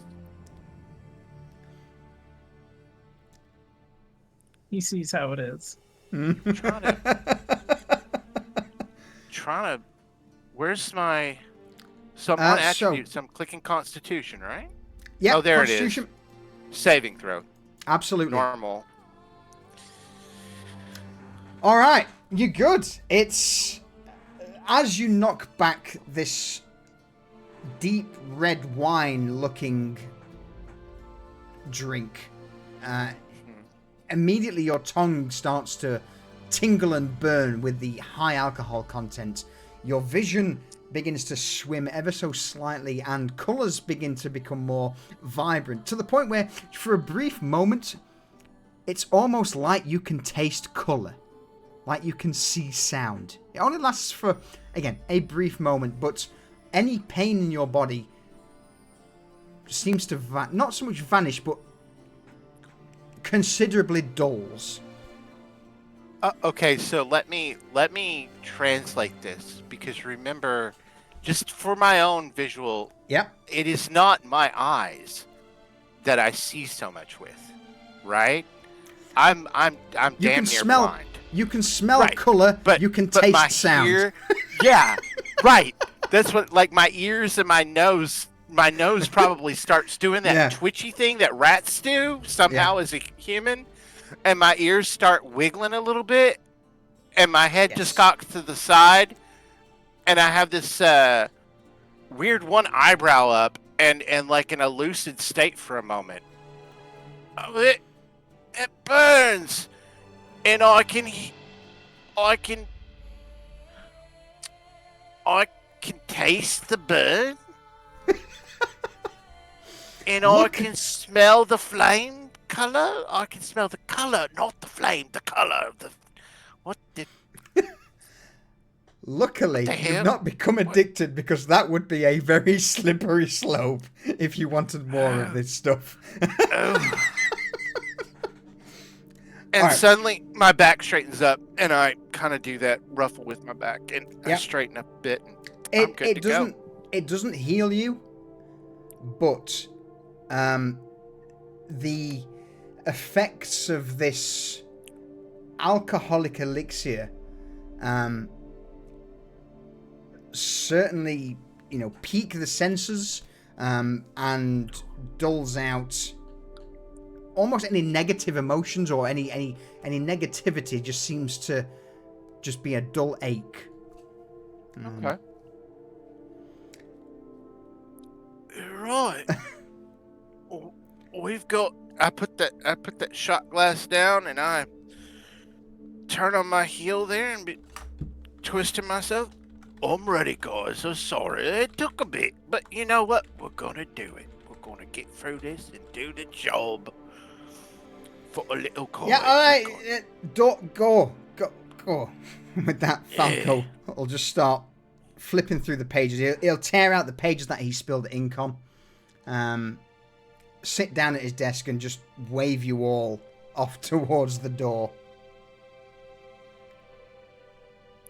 Avlish. Any thoughts, Yes, sir. or what are you doing? What's the plan? Well, first thought is he wants one of those at some point. He's just kind of like stare at Whiskers and then kind of follow him out the door. Wait for Baylorn to catch up and then head on out. All right, Baylorn, anything you wish to add before you depart the folly? He's gonna order another drink for Dwayne before he leaves. Oh, someone's gonna get smashed, and not in the drunken way. Playing the flirt. There you go. Uh-huh. Dwen will Feel bad for happily Balin's take hips. it. Yeah, you know, a single drink to Dwen is almost like water. But regardless, she'll still offer you a nod of thanks. Well, thank you very much, and well, I look forward to you bringing me those sores back. But once I'm done here, and she'll lean towards you, Baylon. You're mine for a couple of months, yeah?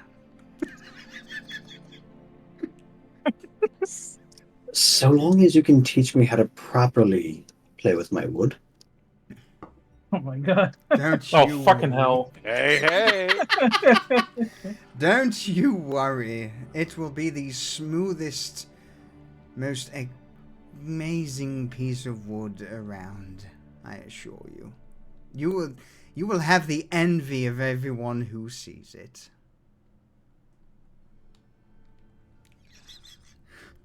I fucking hate it here. She's gonna make sure that she teaches him how to varnish his wood right. Absolutely. Think you broke vows. So, with that, you begin to set out, dipping into the cobbled streets. I'm going to find what I'm looking for. There we go. Dipping into the cobbled streets here, you merge into the continual traffic that goes between Lower Streets and Market Row. It doesn't take too long, probably a 15 to 20 minute walk before you eventually reach Market Row. Do we pass the other buildings first on the way, or are they past the Market Row? So the way Market Row is, as you enter Market Row, it's basically a long straight street that ends at the Carnelian Gate. The first couple of stalls tend to be street vendors. It then opens up to a larger courtyard that's known as the Meat Market, and it's here where there are a multitude of vendors that work for a gentleman by the name of Armin Reed, who operate this meat market.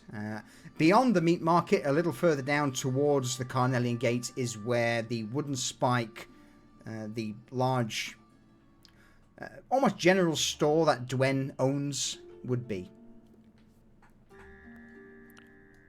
If you want to head over to the store while we work on getting the meats,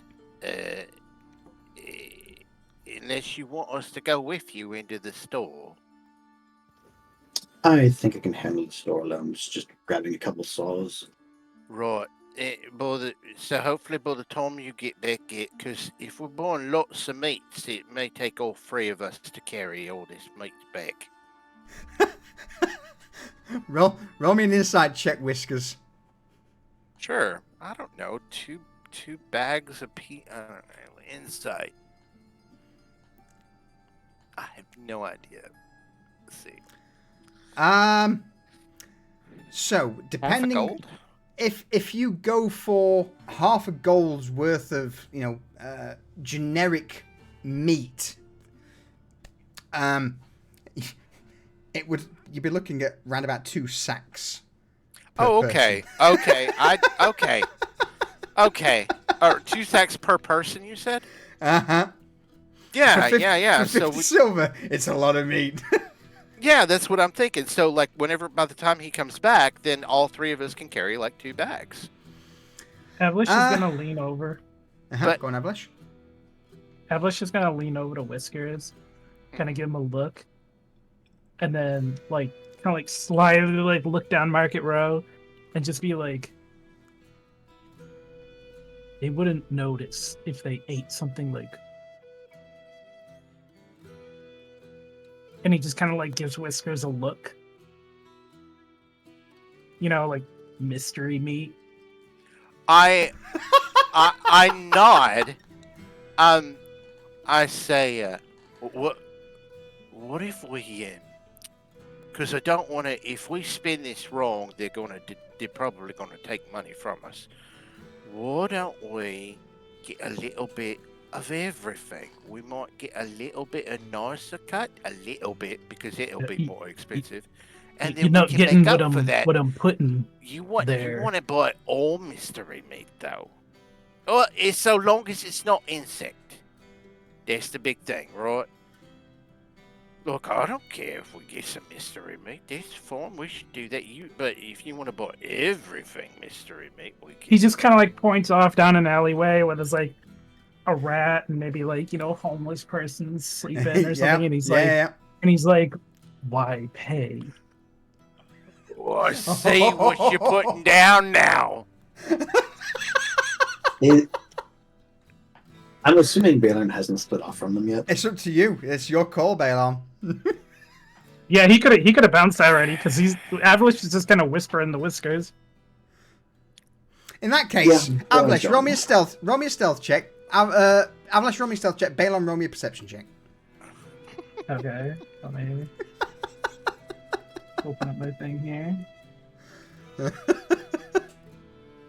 Morally, Whiskers doesn't have a problem eating humans. Oh, Balon, you hear fuck all. You hear nothing. Balin's just gonna wave and walk off towards the end shop. I thought you meant the shitty meat at the very back or something, or wherever over there, and you're talking. No, about he's fucking literally murdering selling. people. Yeah, I got you. Not even people, just it could just be dogs, cats, animals, people, whatever. Whatever's free, that's easy, and then they can pocket half a gold. All right. If you got the butchering tools to be able to slice this stuff up, cut off hair, get all this cleaned up, to put in bags, and then bring it back. He just looks at his axe and shrugs. Like, if we come in with half-assed, with bits of fur hanging off and an arm as the hoof or something, they're gonna look at us funny because this ain't no butchers.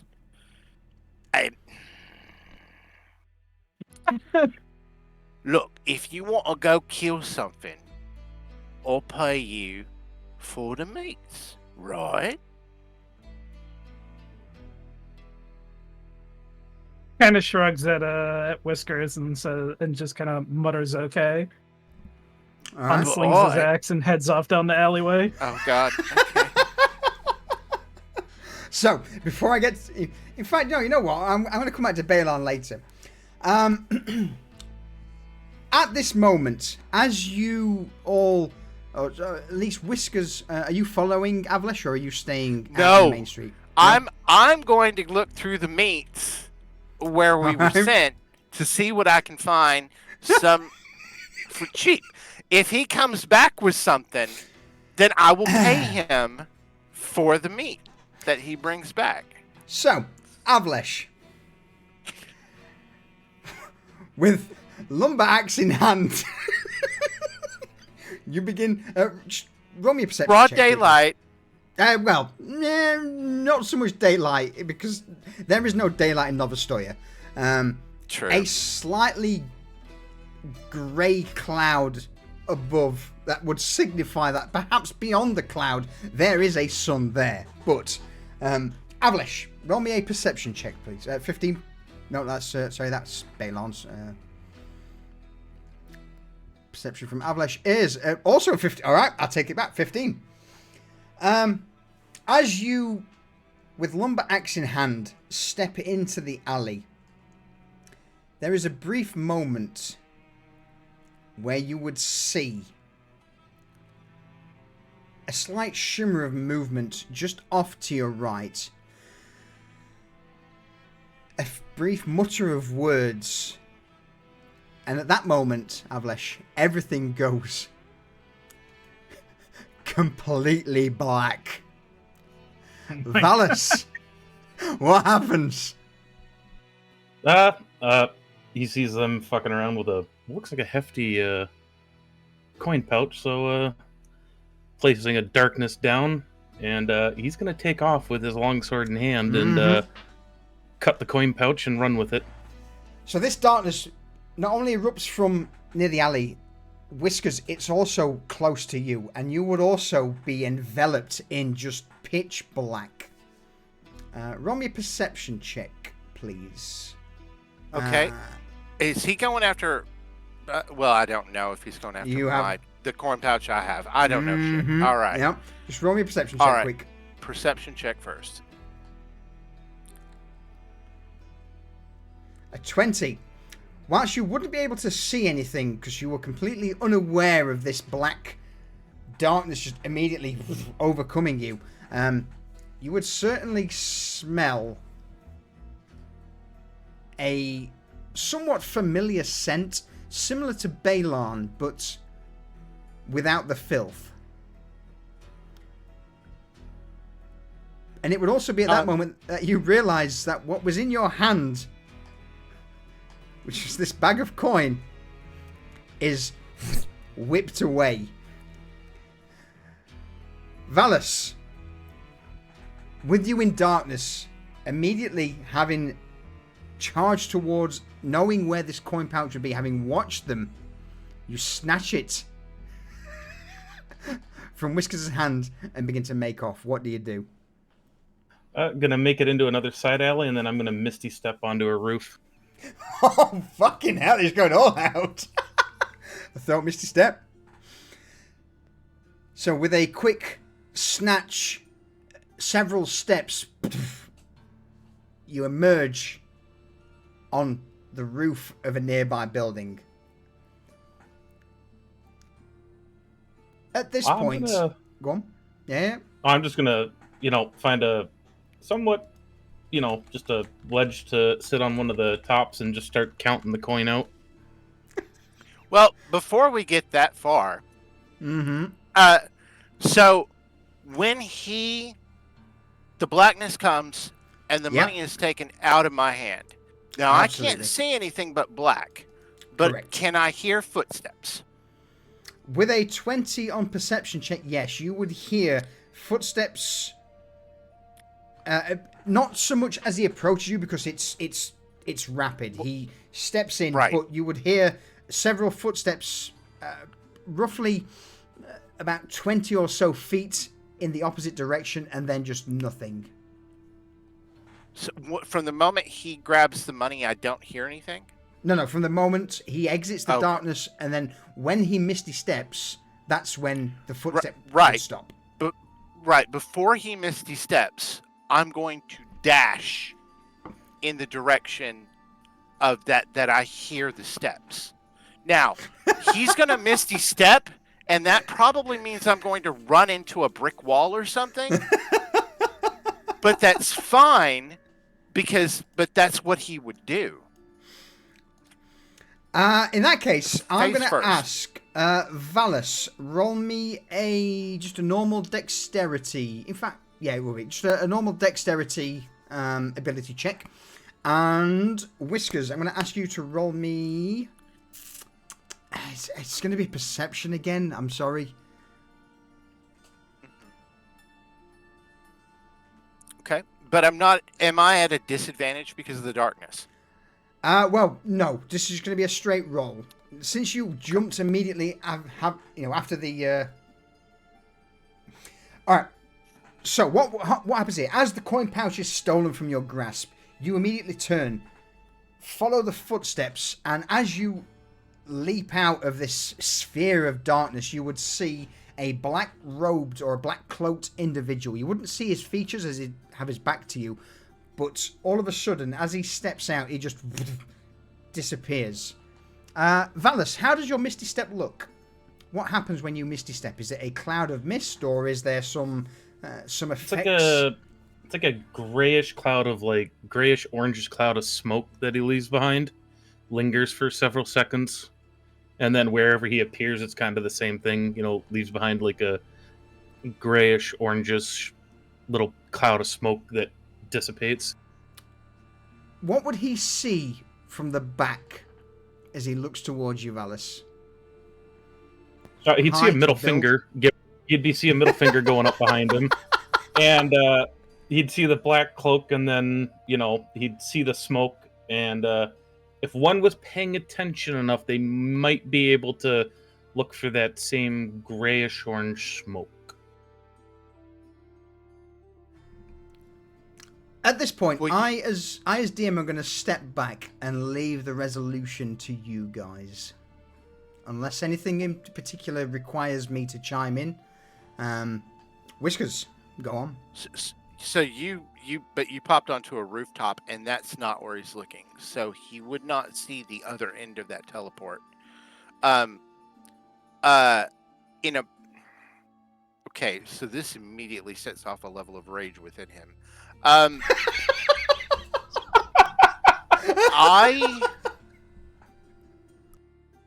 Okay, we're in the market area, right?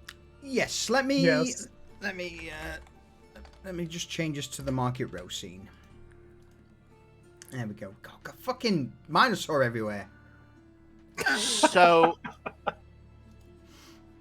this is a place where likely, though these are not my people here, there are other of my kind probably stealing, thieving, and taking. This is the place to steal, right?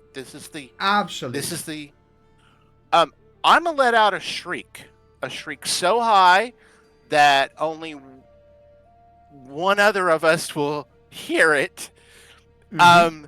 Humans won't hear it, but this is a call, like a thief call from a thief, right? Yep. A thief has betrayed a thief. Whilst you're doing that, because that's going to take a few moments, I'm going to just dip to Avlesh. I'm a scream. Yep. Avlesh, what do you do? Because bear in mind, at this moment in time, as you stepped into the alley with lumber-axe in hand, someone whipped past you at quite a rapid speed, and then all of a sudden, blackness covered your vision. His first reaction is he's going to be holding the axe up by the actual blade, right? And he's going to kind of punch it around, but with the blunt end. He's not swinging the sharp end, and he's just kind of punching around in the dark smoke because he has no idea what's going on. He can't you fired my head! Oh, what are you doing? Oh, gosh, there is some resistance as you swing the blunt end of the axe around. If he hits something, he's just gonna hit it again. And he's just gonna keep hitting it. It's instinct. His heart's going a mile a minute, and he's just gonna make the noise stop at this point. It doesn't take long. Probably by the third blow, whatever noise was coming out of this individual in the darkness just stops, and you hear the heavy thump of a body hitting cobble. This is going to last a while, too, this darkness. So he's going to try and... He looks back and he sees just more darkness. So now he's completely disoriented. He swung around, spun himself around. So he's going to kind of move with his arms and feet in whatever direction. Probably deeper down the alley, because he doesn't know which way would be out. Maybe he feels the body of whoever. I need you to Just roll me a brutally d6. Okay. So for these poor individuals, 4 of them to be exact, that you bump into on your way out of the darkness, what happens to them? He's just gonna swing. Like, he doesn't know. He's just assuming that somebody's attacking. And he's just gonna keep swinging. At whatever he bumps into or touches. There's an old gentleman screams a high-pitched wail from a woman before that's silenced.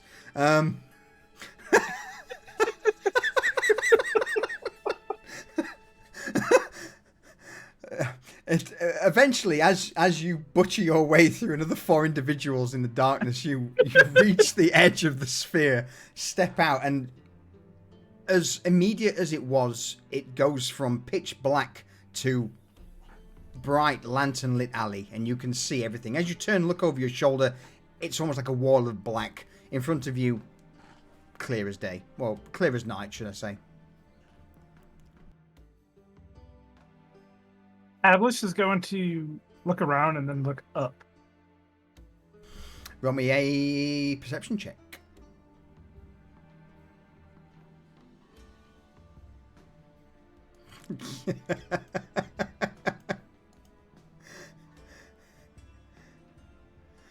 Oh shit! Valis, what does he see? He would see Valis kind of like the back end of his cloak and his back as he's slowly, trotting along on the roof, trying to get to a spot to go and sit. Does he see you holding the sack? Oh Yes. yeah. I'm sitting there, playing with it between both my hands as I'm walking. He's just gonna, his face is gonna scrunch up like just super sour and angry, and then he's just going to immediately look for, is there a ladder or is there something he can climb? There'd be, either loose bricks, perhaps even, small vendors with stalls that line the alleys that you could jump on. Granted, you'd probably wreck them when you jumped off, but he doesn't care. He was going full tilt. Whatever he can grab a hold of and get up, he's just going full tilt at the cloaked person that stole that bag of coin. Do you alert anyone to what's happening? He's gonna yell for Whiskers. Baylorn had already left, so yeah, he's just gonna give a shout and just haul ass straight towards Valis. So, gripping hold of one of the awnings, you pull yourself up. The sound of ripping linen echoes down the alley as you realise that's not enough. So you use the pole, hoist yourself up, grab hold of one of the pillars, begin to shimmy up before eventually you find yourself on the roof shingles. Probably about 30 or so feet away from you would be Valis. While this is happening, Whiskers, you hear this thunderous shout from Avlesh. What does Avlesh say? He just like yells, "Oi, you fucking little!"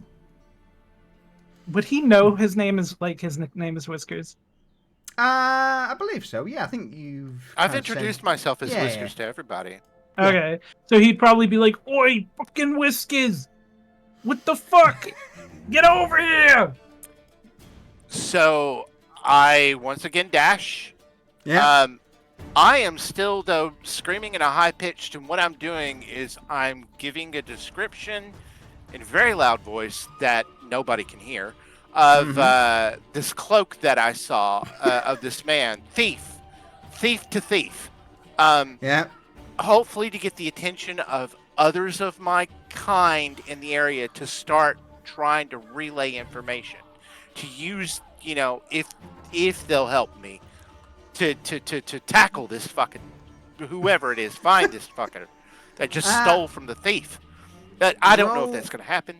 Roll me a... Oh, what would that be? be? Persuasion check? Okay. The chittering chain. Whiskers is pissed. I'm not surprised. You've just lost 50 silver, yo. You just told them that you do good work, and now we both lost a crap ton of money. Remember how I'm like a nobody in this campaign? I'm the bottom of the barrel. You're apparently a nobody. I'm not in even your own from this land. this part of town. I'm from the other district. These rats are like, who the fuck are you? Right?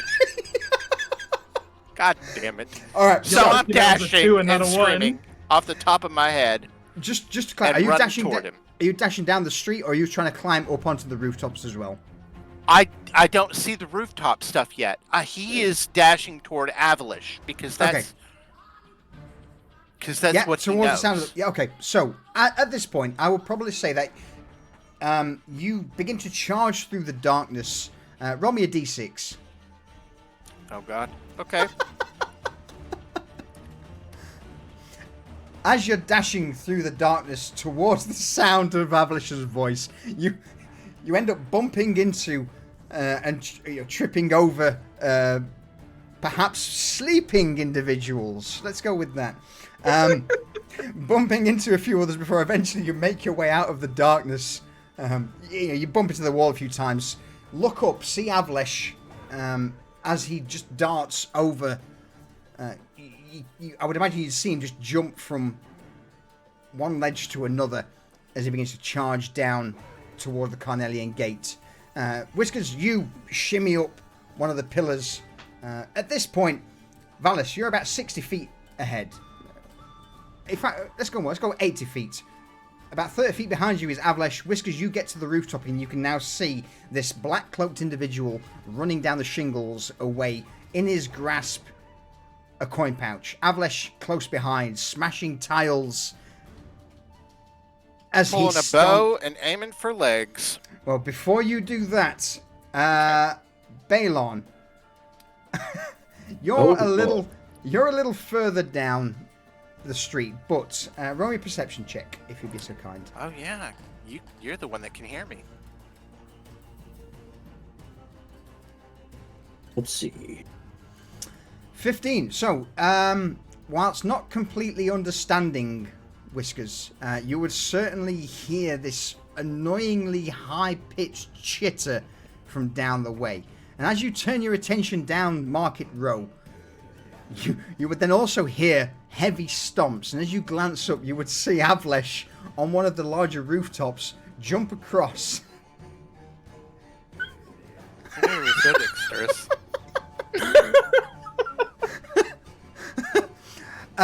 So before the shot's fired, Valis, what are you doing? In fact, you know what? Let's do this properly.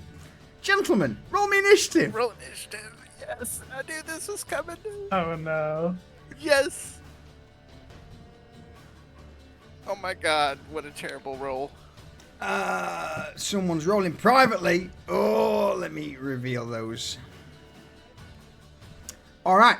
So, with that, Avlesh, you're up first. What are you doing? He is going to. I don't have rage, so there's no rage. He is literally going to just try and tackle him, and he doesn't care if they go off a ledge. He's just going to straight football tackle him. With a burst of speed, you charge forward, get well within range, and leap forward. Roll me an athletics check against Velas. Valis, I need you to roll me an athletics or an acrobatics check, please. This is going to be a contested roll. You know, I'm not gonna do that. I'm gonna spend a key point and dodge. Oh my God.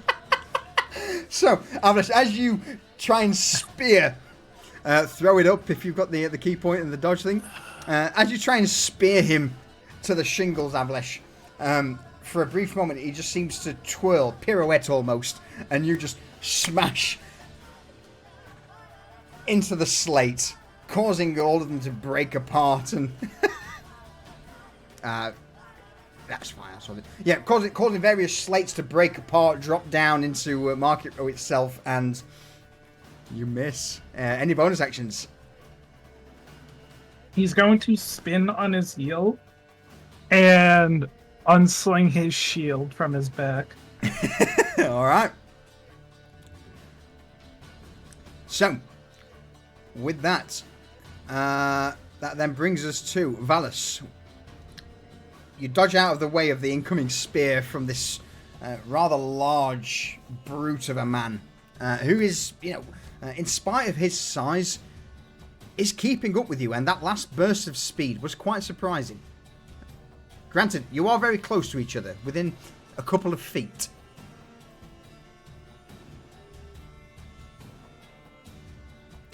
Well, big boy, it's kind of rude. But this isn't your fight. I'd fuck off. Avlish is going to scream at Valus in giant, hurling insults about his ears and his family. So I would imagine at this point that Avlish will get a full view of Valus's face. Valus, what do you look like? What are you? Bit of middle-aged drow, long white hair with just beady orange eyes, looking back at you. Looks to as if he's been a bit weathered, more weathered than expected. He's got some scars on his face, a scar across one of his eyes. But yeah, no, he's a drow, and he looks a little thin. How tall is he? About 6 feet. Wow, tall drow. Okay. All right, so he's actually pretty close in height to Avlish. Avlish is of course more wider, more broad-shouldered and Thick. everything. Yeah, thick. So yeah, he's not tiny really in comparison. That's still a big elf. He is. All right. So Valus, what do you do? I'm gonna try and continue to get away. This is a hefty coin pouch. You can feel it. All right. So you're gonna what? Move.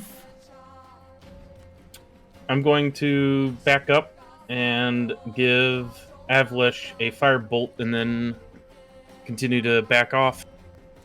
All right, Avlish, you will get a chance to take this opportunity to attack him, since you are so close to each other. All right, he is going to get a shield bash. So as you begin to step back, Valus, immediately from the ground, with the shield drawn, Avlish will strike up towards you. I need you to make a DC 13 strength saving throw, please.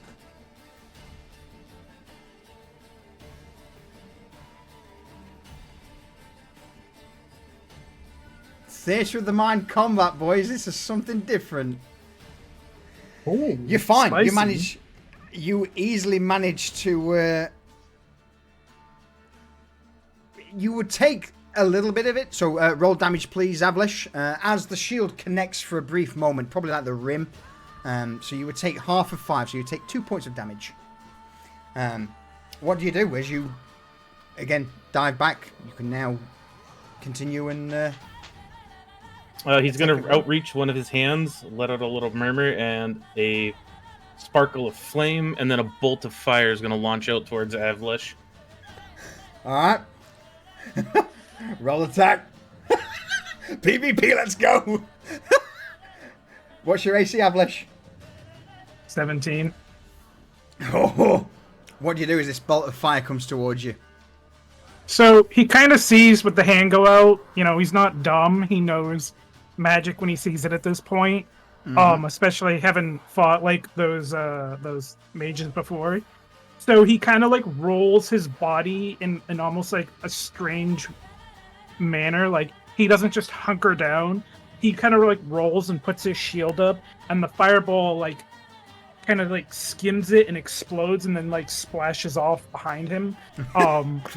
The wood on his shield is probably going to take the brunt of that. All right, Valis, any bonus actions? I'm going to use my bonus action to sprint away, dash out of there. All right. Have you got cunning action? Because the only way you can use dash is with a cunning action. No, Not I'm a just going rogue. to use the rest of my the time to move if I can. All right, so you move roughly about 30 feet away from this hunkered down brute of a man with a shield. Meanwhile, on the street level, Balon, what are you doing? I assume that I don't have a very good vantage point. Like, at this point, all I can see are kind of like heads bopping up and down on the roofs. Correct. So I guess I'll look around for a stall to try to gain some sight. Yeah, absolutely. Roll me a acrobatic. Are you sort of doing this nimbly, jumping around, or are you just going to try and brute force climb? He's going to be jumping around. All right, roll me an acrobatics check, please. A 17. I would say that you would certainly be able to spend all of your movement to start diving onto a few of the stalls, grabbing hold of some window ledges, hoisting yourself up to the point where I'll give you two options. You can either grapple onto the ledge just so you can see what's happening, or you can throw yourself on your belly so that you're prone onto the roof. He'll grapple onto the ledge to see what's happening. All right. As you get to the ledge and begin to glance over the shingles and roof tiles, you would see Avlesh hunkered down, shield, a large plume of smoke rising from the shield, and this black cloaked individual. Roll me a perception check. Halfling wizard! I don't want your follows! Fuck off! Wow. Nice. I apologize. Roll. That's so good. Welcome in. We are a crazy bunch of individuals here, and at the moment we are delving deep into some heavy, almost player versus player. Balon 25. Ooh. What do you see? Everything. You see everything. But no, Halfling Wizard, thank you very much. Welcome in. Welcome in. No, So go on, Balon. I'm going to say like Balon can piece together that this attacker can obviously use magic because of smoke rising from the shield. Correct. He can see, I guess at this point, he could only see, how do you say that, Valas's back as he's moving away. Yes. And then- So Valis, what would Balon see as he's hoisting his head over the ledge towards you? You'd see he could tell it's definitely, he could piece together just by the bits of skin that are showing that he is a drow just from the color of the skin. He looks a little frail, someone of his size, and he can kind of get a understand in great detail his cloak and most of his features. Sure. Okay. All right. Any actions from you, Balon? At the moment, he's hanging on the side of a building, so I'm pressing no. All right. I'll pull himself up to the roof. Unless, I'm about to say, if you wish to hoist yourself onto the building and remain stood, Yeah, that'd be great. use that as your action. Any bonus actions? Nope. So, at this point, Avlesh, you would hear or at least see out the corner of your eye Balon has now hoisted himself onto the rooftop where you are currently fighting this drow attacker. At the far end of the rooftops, we have Bertram. Bertram, what are you doing? Or Whiskers, sorry. Okay, so you said though I was on top of I was climbing up a pole, right? Yeah, I would say that you would be in a similar position to Balon. As you're beginning to shimmy up. I want to just, because I've got really good acrobatics, I just want to make sure I can stand on top of that pole. So that I don't wobble, right? So there's my acrobatics roll for that. Now I am going to try to multitask something here. If this is too much, please let me know. All right. All right. So he is no longer within 5 feet of my combatant, so I cannot sneak attack. Is that correct? Correct. Okay, I can't sneak attack. However, my feet are firmly planted. I'm not moving this round, so whenever I do shoot at him, I will have that variable. That versatile damage, right? correct. So if you wish to do an aimed shot, yes, it will be versatile damage. Okay. So, but before I take the shot, I'm going to turn to my shadow, and my arm is going to extend out, and I'm going to say, "Follow him." Now, I have no idea if that's going to work because I don't know how the shadow works yet. But I'm going to say that. But when that arm goes down, that arm is also motioning my mage hand that I pulled out earlier to go after him as well and fly across the sky to go pickpocket, which it'll probably be next turn if it can catch up to him next turn, to go pickpocket that bag back. Mage hand sadly only has a 30-foot range. Oh, it's only 30 foot? Okay. Correct. All right. I can't send him off. All right. Well, it's a good idea. I'll let the hand still fly out that way, but it'll stop midair. It's fine. It's fine. Because at this moment, I'm just sending whatever I can at the dude. Pull the bow back. I want to shoot this fucker in the knees, in the leg, something, in the lower part to prevent him. So that's what I'm doing. Okay. All right. So send the short bow as the arrow flies. All right. Let's do an attack. Normal. Just normal attack. Oh, yes! With that being a crit, Valus, I'm going to say you are definitely hit in the knee. Roll damage, please, Bertram. Versatile. Versatile crit. Was that just a normal roll? Or that was a critical roll? Oh, sorry. Delete that. What am I supposed to roll? So click on versatile and then click critical. Oh, critical. I see it now. Oh no! And I'm assuming because it's a crit, I can't use a key point to dodge that. Correct. It is a crit. If it was anything else, you would be able to, but with it being a crit, with your attention, Valus, focused solely on the brute, you just hear for a brief moment this whistling of an arrow before it punctures into your leg. What do you do? Does the shadow move, by the way? He's gonna. Is that all Lucius? Go on, Valus.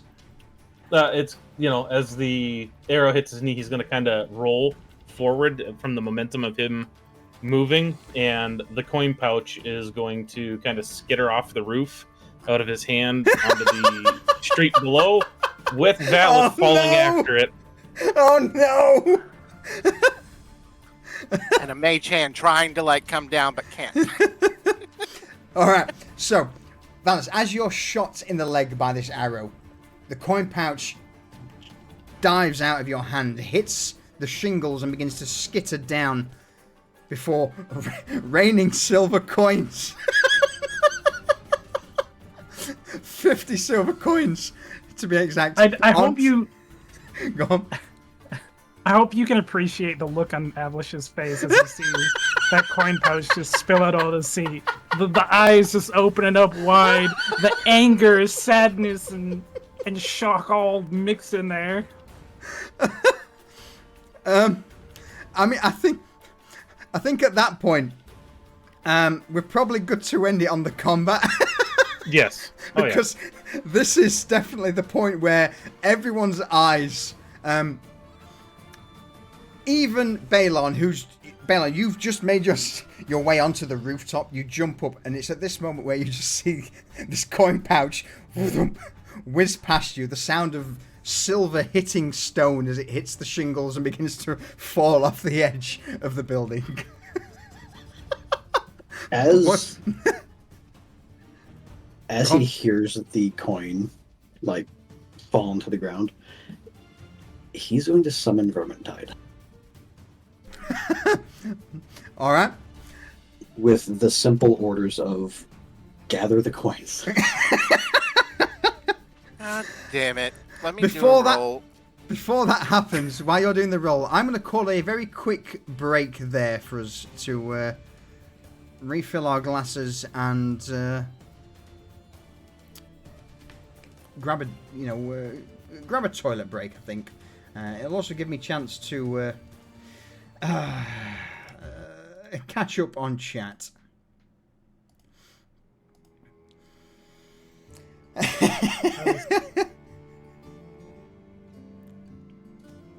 10 out of 10 couldn't plan this better myself. I mean, that was amazing. yeah, did not see that at all coming. You stole from the thief. Didn't expect it. That was great.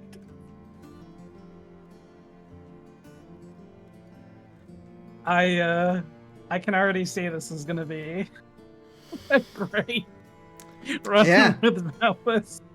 I mean, Yeah. he made a new character and everything, and you're looking for mystery meat. We got something right here. All right. How do you feel about playing another character? I think Balern would take issue with that. So, just Yes, he would, to actually. clarify one last thing, the shadow did not move, Whiskers. Okay. I have no idea. It's worth a shot. Alright, I will be right back. I'm just going to refill my water.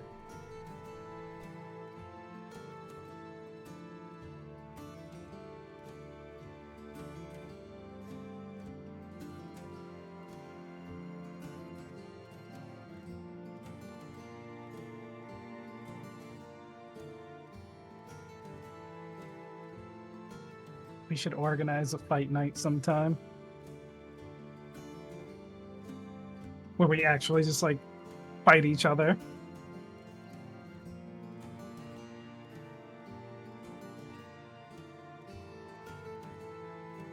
I don't know how well that would go over. Yeah, like Jump said, we could fight in the ring, you know? It's entertainment, Balern. Entertainment. I have to agree with what Jump was saying. Somehow this is going to be added to the doctor's bill of money he owes. To the doctor? I agree with what Jump said. I mean, yeah.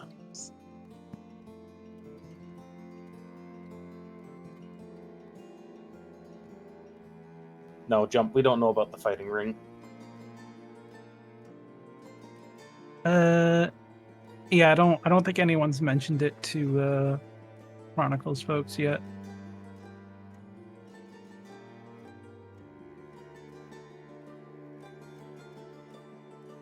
Yes, we need to add it to the doctor's bill. He was supposed to be here. If you can convince, if somebody can convince Avlish that the doctor is behind this, he will 100% be sold on that.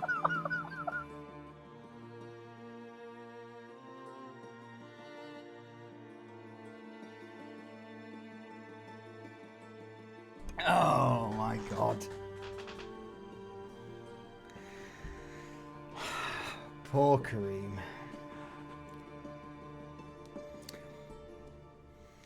I mean, he was supposed to be here. He was supposed to be here. Well, technically, it was meant to be Bart because he fucked his calendar up.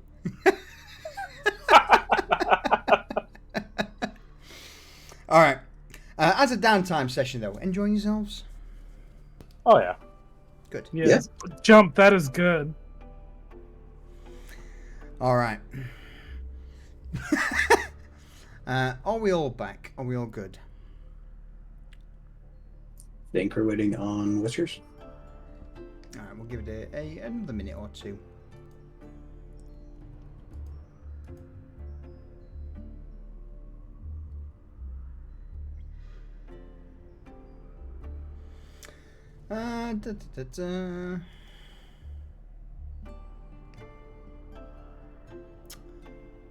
Get rid of the banner.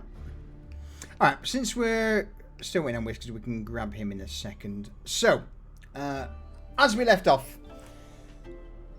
Vermintide begins to kick in. Whatever rats that were lingering around Market Row, which, granted, there would probably be quite a fair few due to the sheer amount of produce and food available here for them to nibble and gnaw at if left unattended,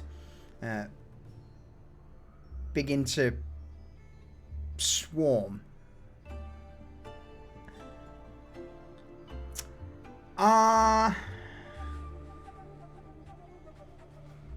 Who do I ask for this role?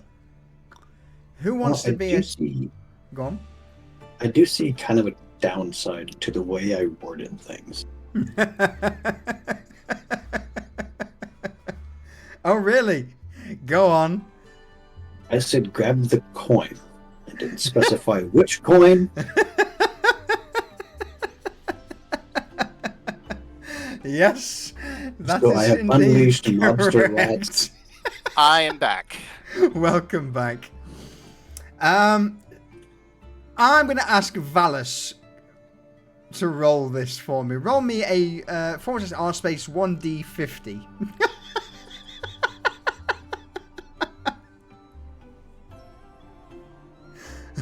You want low numbers.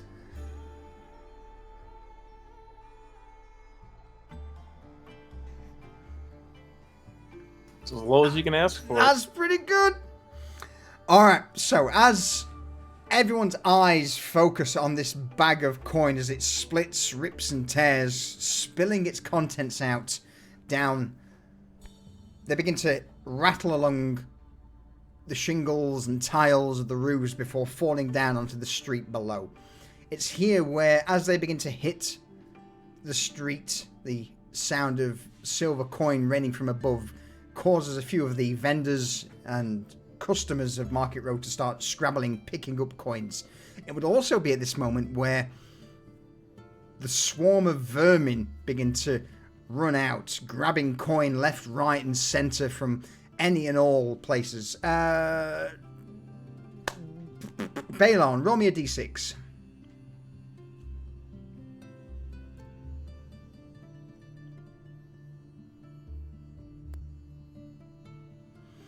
Okay, as the rats are starting to fish coins from the cobbles below, there are two individuals who are immediately consumed by a small swarm of rats, delving into his pockets.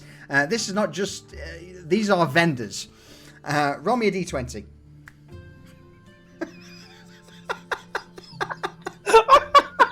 Oh my god, if we walk out with more money than we came in with... Oh, close, but no cigar. Nope. So... We're going to walk out with our lives. At this point, there seems to be a few people who've managed to scoop up some silver coins and have just began setting off a full sprint in various directions down Market Road with their ill-gotten gains.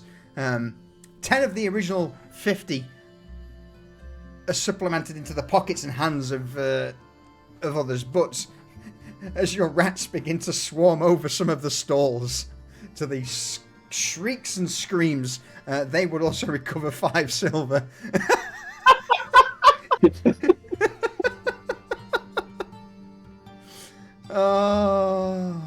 It would also be now that you're all... in fact, Valis, did you dive off the roof to go after the coin? Oh yeah, no, like he tumbled and he lost his footing when that happened, so he went off the side with the coin pouch. So roll me an acrobatics check. Let's go for, let's say DC 13.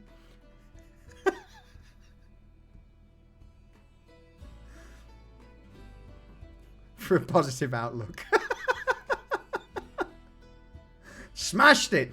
As you fall, you end up hitting one of the linen verandas that covers one of the stalls and end up ploughing through the cloth into the man's stall, which cushions the blow. Granted, you've still got an arrow sticking out of your leg, but it doesn't cause you any further grief. So while you're doing that, Balon, what are you doing? In fact, you called the rats Whiskers. I have the sudden compulsion, for reasons I don't understand, to get down there to go get the money. Once again, because I got a 1 out of the Twisted Fate 1 of 2. So, I mean, it just seemed like a good idea. And it is a good idea that I get down there and start getting all the fucking money I can and backing those people off. And The question... You leave that coin alone, it's more. The question I've got to ask, is this a gentle descent down or is this a lemming over the edge? I don't think he would, try to commit suicide. So let me do an athletics check. Yes, please. If that's... Yeah. That's exactly what I was looking for. Or acrobatics in this case. Acrobatics. If that's all right. Absolutely. Because I'm cool at it. I'm not as cool as I want to be, but I'm cool at it. Maybe I can still slide down. Yeah, you can slide down, but perhaps towards the end, you end up slipping slightly, dropping into the cobbles where you land on your backside. Not enough to wound you, Want but to do a point of damage? Okay. No. Right. I'm not that cruel. Then I will. I am prone, and then the next turn I'll have to be able to get up. Toward the cords. Again, it's not so much a turn now. It's what do you do? You've hit the deck. You are knocked on your arse. What do you do? I get up. And I start diving toward the coin, and you leave that alone. That's all. It's all coin. It's more than that fucking thief right there. And I also draw... It's my coin now, you fucking little digger. shitbag. Fuck off. You see this man shuffling down the road with 3 coins in his hand. I want to draw my dagger and put it at our new acquaintance's throat, but I am just compelled to go after the coin. So, no, it's not. It's our coin. You give that back, that fucking thief, fucking Back off. He's gone. He's just sprinting, pushing people out the way with his 3 silver coin in hand, waving them. He's got one hand with these 3 coins in a fist above his head, and the other hand is a single digit Fingers raised. are trying to get the coins off the ground and the bag, and try to gather what I can. How big of With a dagger drop is in it? hand, threatening anyone that tries to take any more coin. All right, Avlesh, what are you doing? How big of a drop is it from the roof to the? From the roof, it's probably round about 40 or so feet. So, if you just jumped onto the cobbles, it'll hurt. If you use some of the awnings and verandas and cloth stalls, you'll be good. Never mind. Avlish is going to start running, and he's going to his foot's going to actually hit a loose tile, and he's going to slip and eat shit as he slides down the roof, twists, and goes sideways off the side into a bunch of barrels that just absolutely shatter. Oh, my stalk! Oh, yeah. Just the wailing of merchant nearby is just smashed through these barrels. Roll me a twist of fate.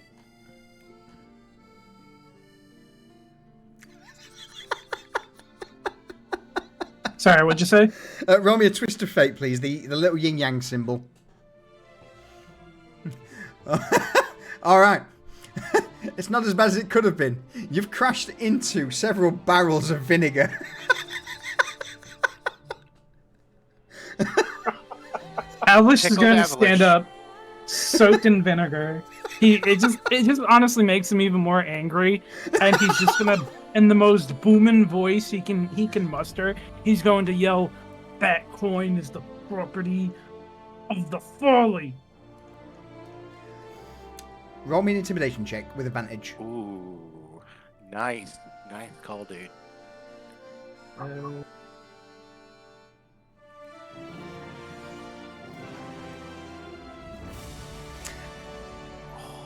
At the mention of folly, immediately the entire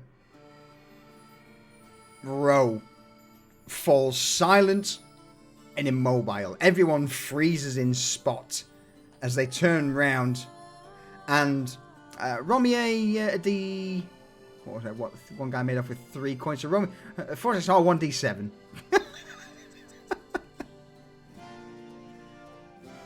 All right. A good amount of people have dispersed, but there are a few who, with shaking hands, step up to you, Ablesh, and offer you 2 of the silver coins that were picked up from the floor with a somewhat respectful nod before they scarper away into the alleys. He's going to look down at Valis, just reeking of vinegar. How much money do we have, like, total? So you start with 50 minus 10 plus 5 plus 2, so you're at 47. 47. I mean, that's better than I figured. Thank you. I thought it was going to be like, we only had 10 left or some shit. Oh, thank you. He's going to, like, this time he's going to, like, slide his hand down the X and, like, hold it properly and kind of, like, point it down at Valis. And, he's going to, like, kind of, like, motion for him to, like, get up.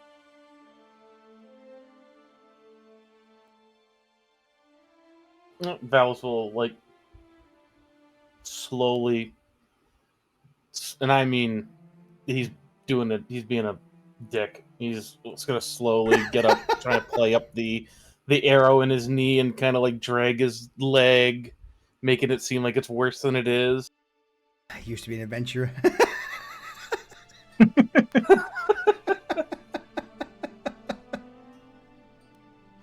Play it up. He's got, his long sword out. He's using it as a cane, trying to pull himself along the cobblestone.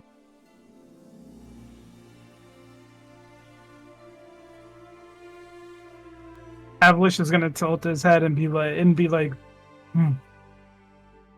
no funny words now. Well, I mean, you're the one that was flaunting a bag of coin. Here on business. I start pulling out my my 50-foot rope.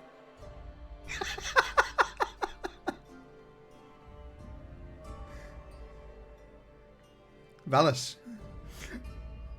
anything further you wish to add?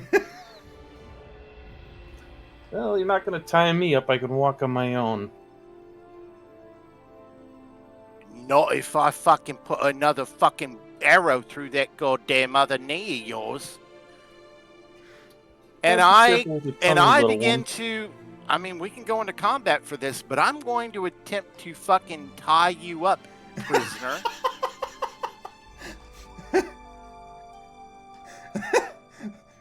Valis, what do you want to do? I'll let him tie me up, but I'm when I can, and he's not paying attention, that rope's getting burnt. So, Valis, I would imagine you just sit there as you get this small rat-like individual just start running ring of roses around you, tying you up. Who has the bag of money right now? I would probably say that eventually the rats would start to swarm around Balon as he lowers himself from the roof onto the ground level. So I'm going to say Balon would be the one with the cash at this point. Little Oliver Queen action going on over here, Mr. Arrow. Fucking cool. Ablish is going to look at Balern and then point to the meat stalls. Like his face is red. Like he is so angry right now. Just stinking of vinegar. And he's going to be like, "Get meat, prisoner, folly." Like he can barely even like form words right now. He's scheming mad. All right. Let me put a different way for you, Avlash. Do you want to get meeting now? Take it all the way down to. Is it Vartov? Vartov? Kartov, yeah. Vartov. And then bring it all the way back to the Folly by the time it could spoil. And of course, you smelling like vinegar. Or do you want to go to Kartov first, then get the meat, then go home? Can't go with a prisoner. So we're making multiple trips. Why don't, Evelyn Schulbeck, why don't you escort the prisoner back? And meanwhile, we'll go get the things in the meat. And I hand you a dagger that is dripping at the end. And why don't you hold this to his neck to make sure he don't go nowhere? If he does, just pierce his skin with it. And I'll give you my tainted Chris. Oh shit! Avlish ain't gonna take. He ain't gonna take it. No. Not gonna take He it. looks to his he looks to his axe and he's gonna. I got bigger. All right. And I will twirl and put my Chris back. Oh, he's mad. My rat is mad. The planned trip to this smithy's on hold. He's going to take the tied up Valus and kind of like shove him along, and mutter like, "Can talk to bosses." All right, as you wish, Avlash. Yes, split the party. Marvelous. So, all right, so with Valus tied up, I say that with air quotation marks. Avlash, you begin to. Are you going happily, Valus? For now, once the little rat is gone, the little thing, he's gonna, and they've made it somewhere. He's gonna just, burn the rope and kind of free himself and just move normally. All still right. staying there, but not, he's not gonna be bound.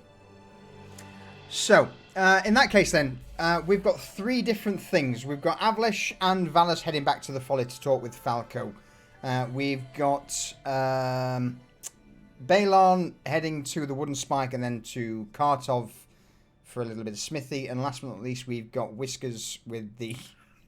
I will. Well, no, I'll go with. I will escort with Balon. I will go with Balon to the things, and then we'll come back and pick up the meat at the market at the very end. Okay. Actually, let me say that in character. Yeah, well, I Yeah. think you were right. We should go get the other tools, come back and grab the meat last, and head on back. But we should probably make it quick if we want to get the good meats, if there are any left. Well, the whole meaning of going to Kartov is to escort Avlash there. If we're no longer going to Kartov, we can just get the meat and go. Well, and then we'll go get the meat and go. You already got the thing from the for the lady, the hexals. No, I do need to stop and get those. All right, then we should go get that first, and then we'll go get the meat and head on home. Sounds good. Avlash can come back later. So, any preference on which way we go first? Do we go with Whiskers and Balon, or do we go with Avlash and Valus? Let the other guys go first. Yeah, we'll let them go first. Yeah. All right. Avlash, Valus. As you depart Market Row, what's all that? That's darkness. As you depart Market Row and begin to make your way into lower streets, Valis, roll me sleight of hand check, please.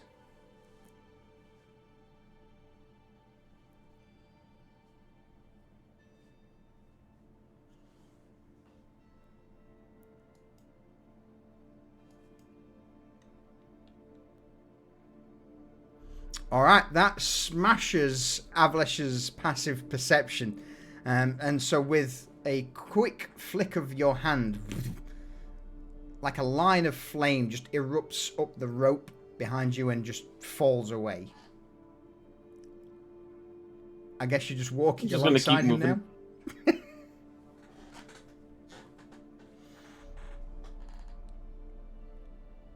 What's the destination, Avlesh? Sorry, people keep knocking on the door. He's just going straight to the folly. Alright. With very few words spoken between you, you eventually reach the courtyard before stepping into the folly itself. It's been roughly 40 minutes, an hour since you departed, and Falco is, as expected, at his table. As you both step into the folly through the large main doors, he glances over. Welcome back, Avlesh, and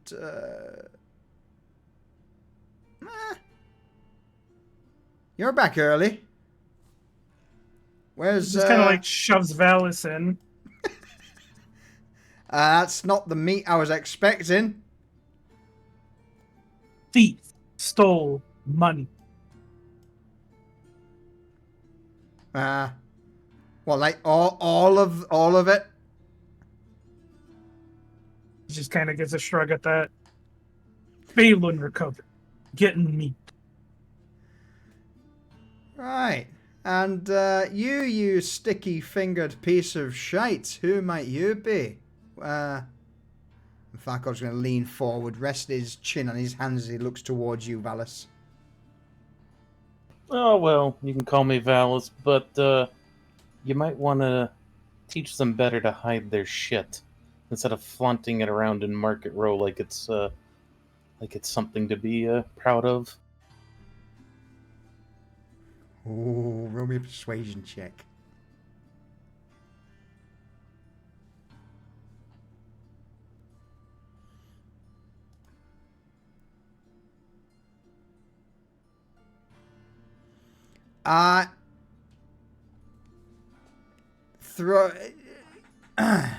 Go on, elaborate. Oh, well, they're sitting there flaunting the bags of that beautiful bag of coin. Myself, well, I can't help it. I'm hungry. Haven't had work in a while. Seemed like easy target. Well, wasn't so easy now. Falco's going to look over you. See the... is the arrow still in your knee or did you break it off? Oh yeah, no, he's still in. He's going to look at the arrow, grimace for a moment. Right. Work. Food. And Avlesh, you say he stole the bag from all three of you? Little man was home. Stole it from him.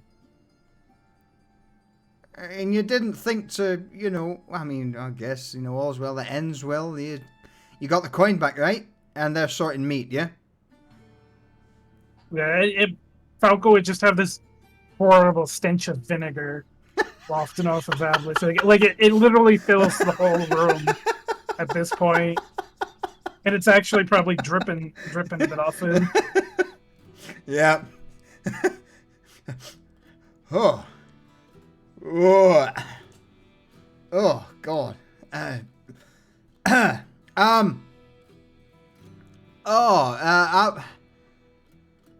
Avlesh, have you've not taken a bath in piss by any chance, have you? Fell in barrels. He just kind of says with the most grumbly voice ever. Fell into a barrel of piss. Great. Alright. Shit. Alright, Valus. Obviously, with a click of his fingers, Valus, you'll see a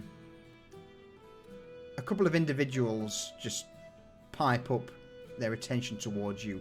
Sat by the door next to a rack of weapons and a barrel of old odds and ends. Seems to be a man in chainmail armor, a spear over his back, along with a shield and a longsword at his waist.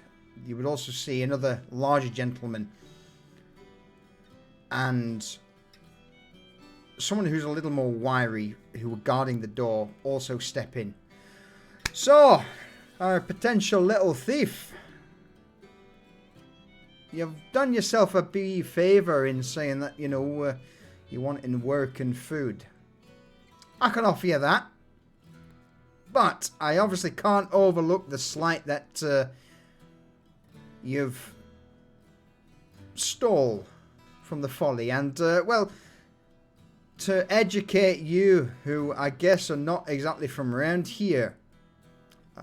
Lower Streets, Piker, Poulter, Market Row. Well, we own them. They're our districts. It's our business to know what goes on, what goes off. And of course, if someone's stealing or fucking pilfering out of our hand, then it doesn't look good for you, does it?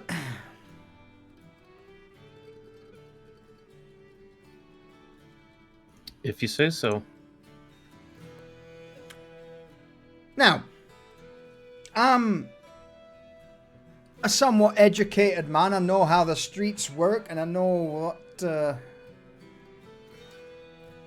how things go. The fact that you've just managed to steal a pouch of 50 silver coins from 3 somewhat relatively street smart individuals says that the sort of caliber that you are is well, dare say useful to my operations here.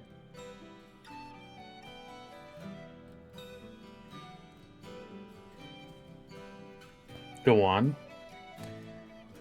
I can't overlook the fact that you've, you know, attempted to steal from part of my crew. So, how's about we have a little wager?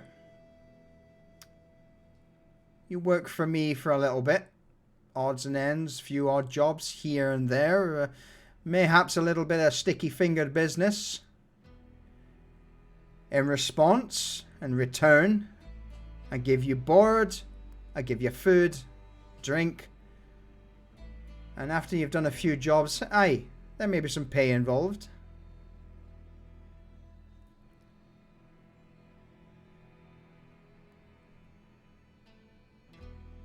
Valus is going to kind of, for just a moment, rub his chin. You got yourself a deal. Alright. Name's Falco Ader. Pleasure to meet you, Valus, if that's your actual name. Yeah, I'm one of many things. A liar's not one of them. And he's going to bow. Alright. Well, then you'll also won't mind me, you know, just as a little bit of insurance. Avlish, how do you fancy earning yourself a bottle from the top shelf and a bit of an advance on your coin?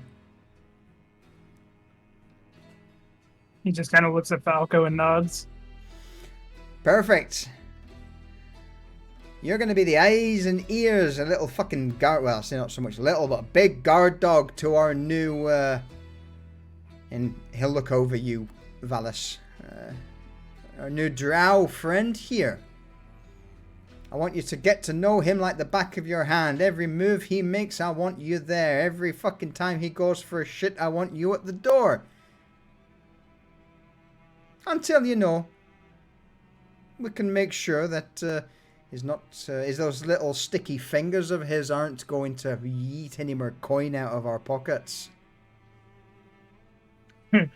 Avlish kind of like gives like a low chuckle. He's like, and then he looks over at Valus and goes, "If you mess up, you're mine. And he just like makes like a bone cracking motion, and then he says something in giant. It kind of sounds like utik, and it you don't know what it means, but you can kind of get the idea that it's not a very good word for drow.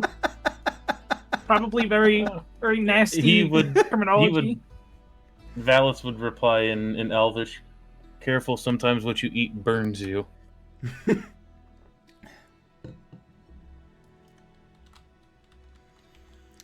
I'm going to guess from both of those, I didn't understand a fucking word, but I'm going to guess that it was I'm looking forward to doing business with you.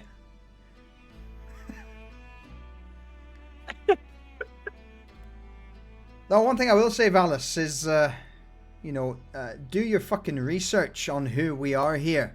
You do right by me, I will do right by you and make sure that, you're fed, watered, clothed, and homed. But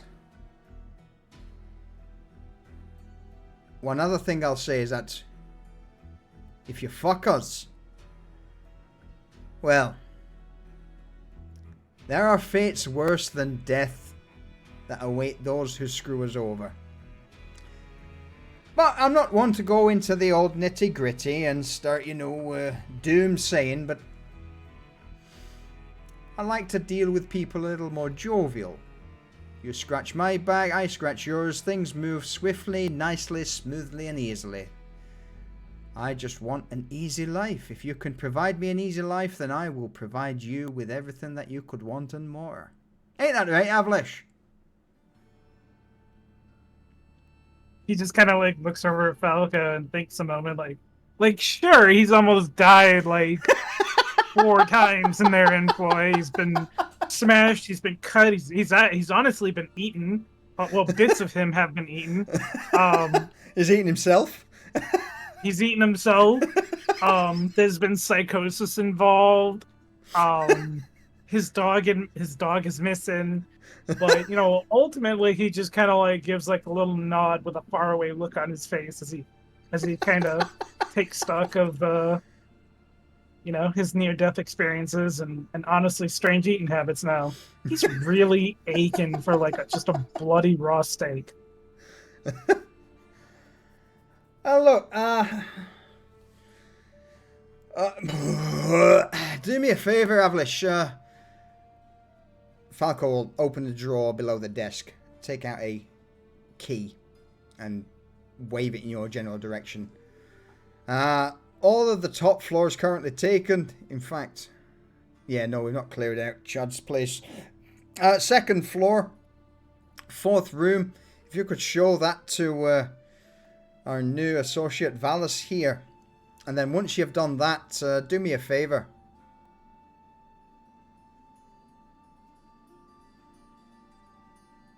Yes? Change your fucking clothes and take a bath. Even if it means Francis just hosing you down with the fucking water well outside, I don't care, but...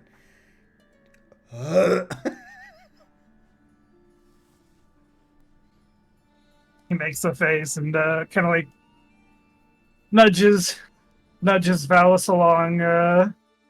He don't even care about the arrow still in his leg. He just kind of takes the key and pushes Valus along to show him to his room. Valus, as you begin to depart, if you need that taken care of, motion towards the arrow. If you can hobble your way back to Market Row, head to the Pious Pauper and speak to Lamorna Trembath, the nurse who runs the place.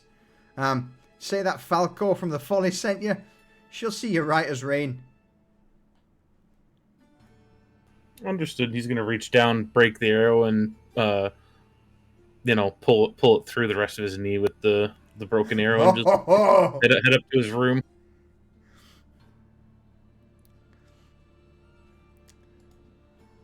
All right. It's gonna bleed so much more now. Meanwhile, in Market Row, what's happening here? I am going to follow our my rat man friend here as we go pick up the things that we need to get. Yep. So Baylorn is going to lead Whiskers here over to the wooden spike, unlock the door, and enter, and then search through the back rooms for some of the better saws that are hanging out back there. All right. As you unlock the double doors and step inside, the wooden spike's quite a large store.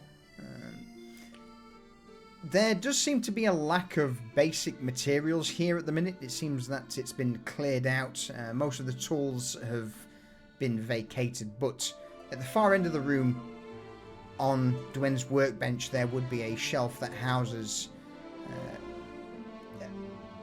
what tools she has left. A few hammers, 3 saws, along with various other things such as chisels, screwdrivers. Alright, so Baylorn understood her saying that she only needed a couple saws. Not to grab them all, just a couple. So he's going to grab 2. Yep. And then, kind of curious, he's going to kind of look around the workshop. He doesn't know a lot about wood, but he does want to try and pick something out that might look able to be formed into a bow. Roll an investigation check.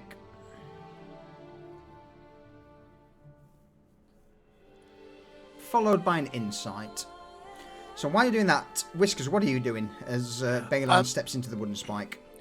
So, first thing I want to do is I want to make sure we don't set off any traps. I don't know, this is a business. She didn't say anything about it, but that's just a normal reaction for him. Assuming, well, let me still roll up. What is that, a sleight of hand for traps? Look, perception. Or perception? Alright. I would assume that, okay. Doesn't matter what I assume. Yep. Assume away, but Okay. what you see is, I can certainly say it's not trapped. Okay. As we go back through, curiously, after he picks up the things, I'm not really looking to steal anything, but I am very curious, and if he starts looking through some of the wood, I'm going to too. I'm looking for a thicker than a bow typically, but something that might be more fitting of a long bow, but maybe not shaped yet. That is, as he's examining some of the wood, I'm looking for some wood that might be a little bendy or pliable, but I have a project in the back of my mind I've been thinking about. For those that imagine a Whiskers with a little staff that can also is slightly just flexible enough to also be a bow. Something I can put a little skull and a necromancer type staff out of that I can walk with, that I can also use a bow staff perhaps later. I don't know. I'm just thinking away. All right. So, with those rolls, Balon, as you begin to peruse through the wooden spike, it kind of becomes obvious that there are a lot of bows that are in the process of being carved and sculpted, put together, pieces of wood that have been joined, but nothing really leaps out that is out of the ordinary. With the insight check, all I will say is there's nothing here that is similar to the wood you gathered from the forest many moons back. If you wanted something standard, something basic, then by all means, Dwen has got the materials, but if you wanted something just a little bit extra special, with what's currently available here in the store, it's not available. But off to one side, tucked away behind several wooden boards, barrels, seems to be another smaller barrel filled with arrows. I'm going to ask you to roll me a D8 twice.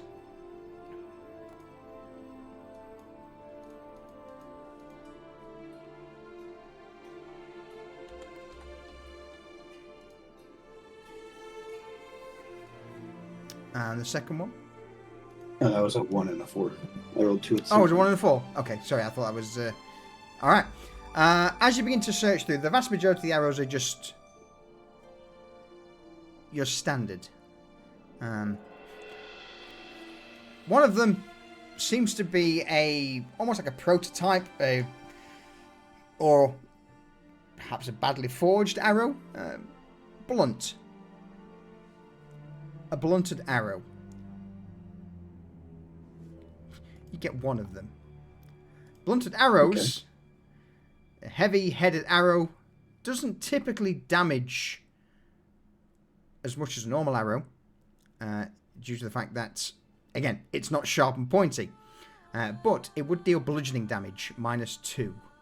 Should you get a critical hit with a blunted arrow, it will stun a target until your next turn. You would also find in there 4 broadhead arrows, which, again, with the arrow point being a lot wider and sharper, instead of causing piercing, causes slashing damage.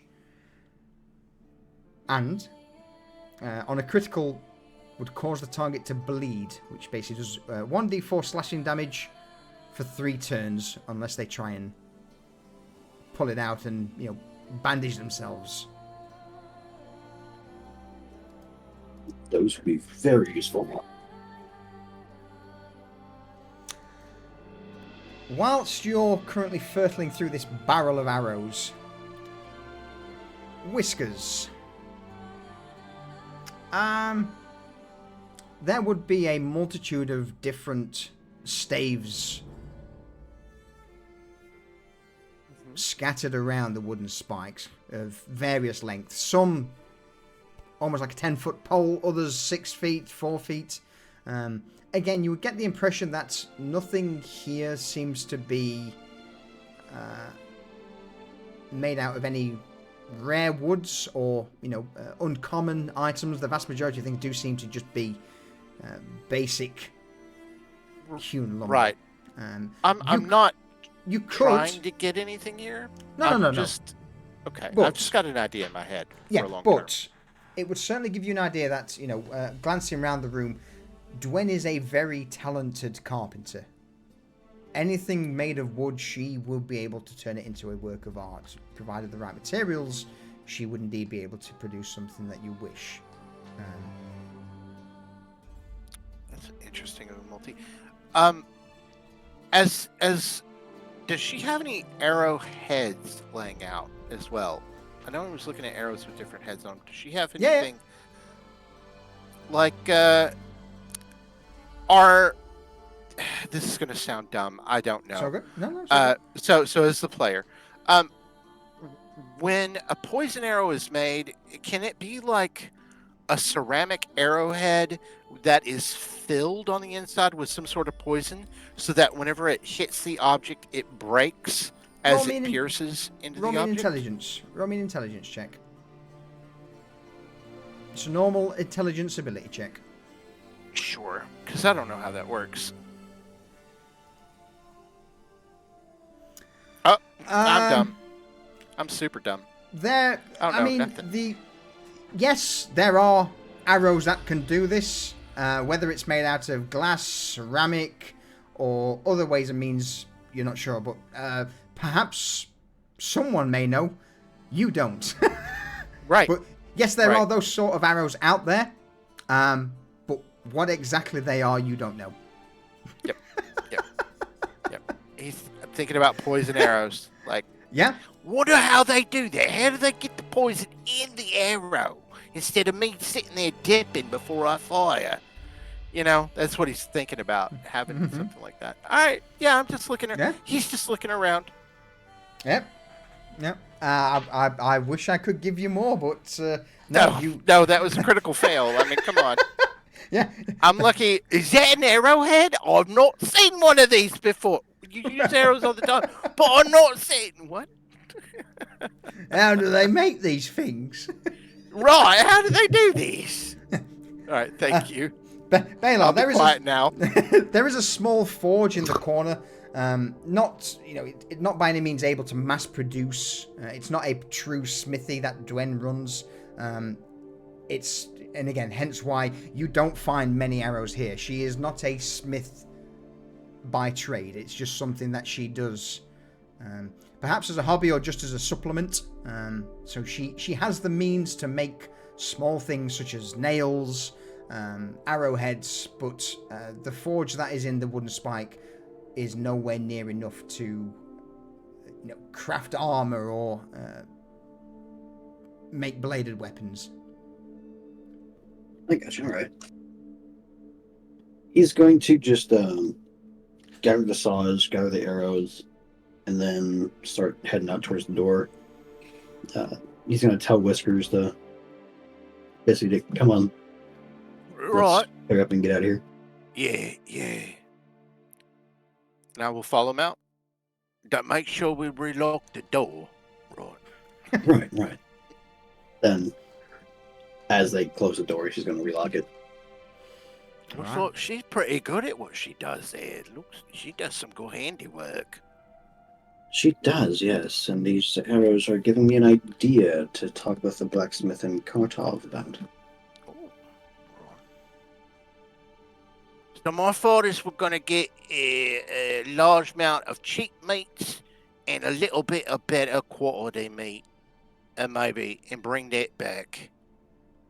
But I'm going to look though. I'm going to make sure they don't give us no rotten meat or nothing. By the way, seeing as there's only two of us, let's go for like the mid quality. It's not high, it's not low, but there should be enough to basically fill what we can carry. Right. It depends on how. Are you very good at bartering? I'm good at bartering when it comes to my enemies.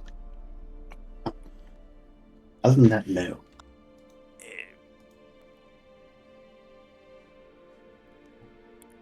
Bartering is going to be a persuasion checks, right? I mean, there will be an element of persuasion to it, but it also depends on what you say. Right. So basically, what you say depends on the DC I set in my noggin. Depends on the persuasion check that you roll. All right. So if you come to me with a weak source, I want to buy some meat, then that DC is going to be like 18. You come to me with a solid logical explanation, then obviously that DC will be lower. It may be 13 or a 12 or a 10. So that's basically. All right. So before you guys do that, though, I'm going to dive back to give you both a moment to think on what you may want to say. Back in the Folly, Avlesh and Valus, is there anything you two wish to do at this point, or what's happening over there? Valus is after being shown to his room. He's just, he's gonna just chill. He's tired. He needs rest. Are you wanting to sleep now? To just pass out and dumb, or are you? Yeah, I mean, hell, yeah? he thought he had an easy score. He realized that that easy score wasn't so fucking easy, and now he's happy he's got a job. But the underlying threats from Falco, he's not gonna do anything ill-mannered now. He's not gonna go anywhere without a bodyguard. He's just gonna rest up. All right. Avlesh, is there anything in particular you wish to say? He's firstly gonna get cleaned up. If that means getting sprayed by Francis in the back, Yeah, so just that's to fine. give you an idea on how it looks is the well out the back's got one of the old-fashioned brass pumps. So Francis has got a nozzle that he just sticks on the pump that sprays water out. So he would just be like, and he'll just start pumping away in the back alley, spraying you with this water from the well. Then after that, he's probably gonna get like a clean change of clothing. And then he's going to go to Valis's door and kind of bang on it a bit.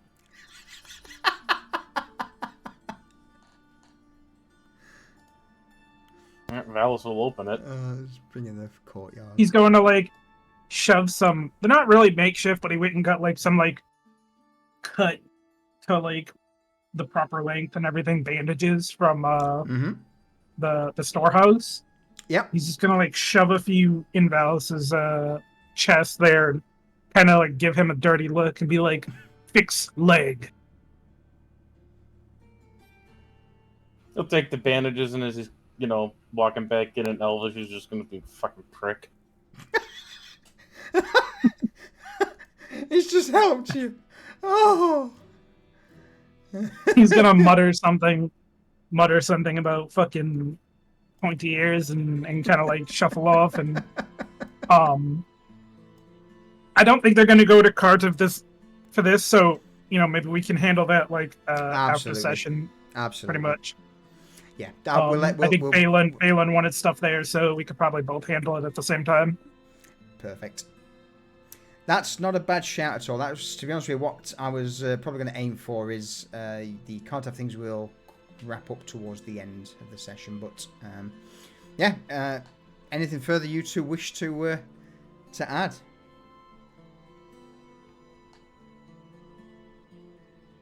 Alish is gonna go eat. Is there any red meat, or is it all just bug meat? It's all bug meat at the minute. No, he will honestly wait. He is not gonna eat gross wiggling, white bug meat. It's kind of half transparent insect meat that's been boiled within an inch of its life. Various root vegetables, a few mushrooms have been thrown into a broth. The bone meal breads, the cobs rolls that were offered before originally were quite large bloomers. Now you're literally getting almost like a child-sized fist-sized bread roll. It seems that whatever bone meal flour remains is starting to run thin.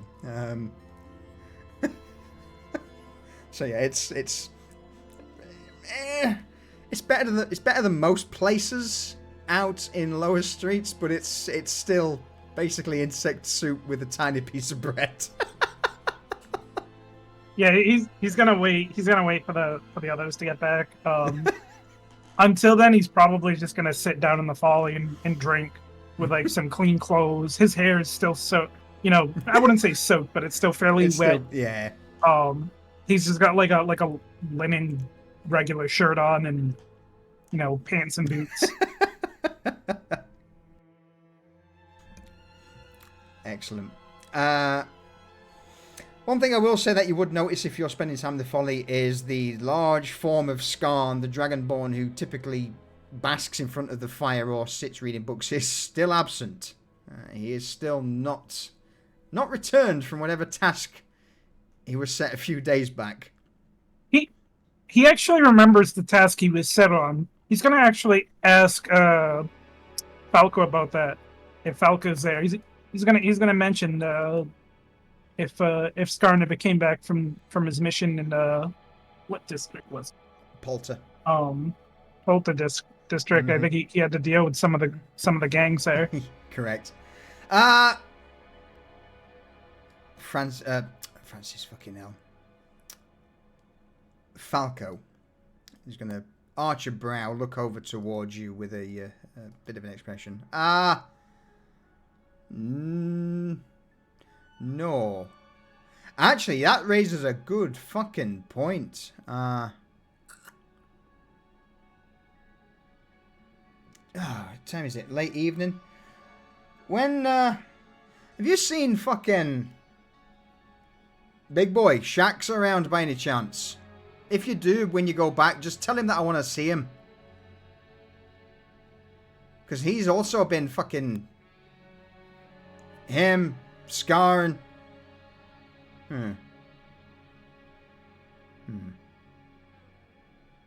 No, I don't know.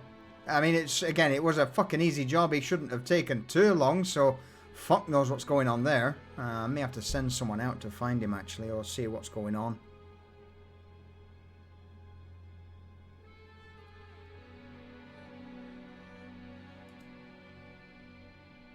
I was just kind of like, you know, he takes that at face value. I mean, he's not on any...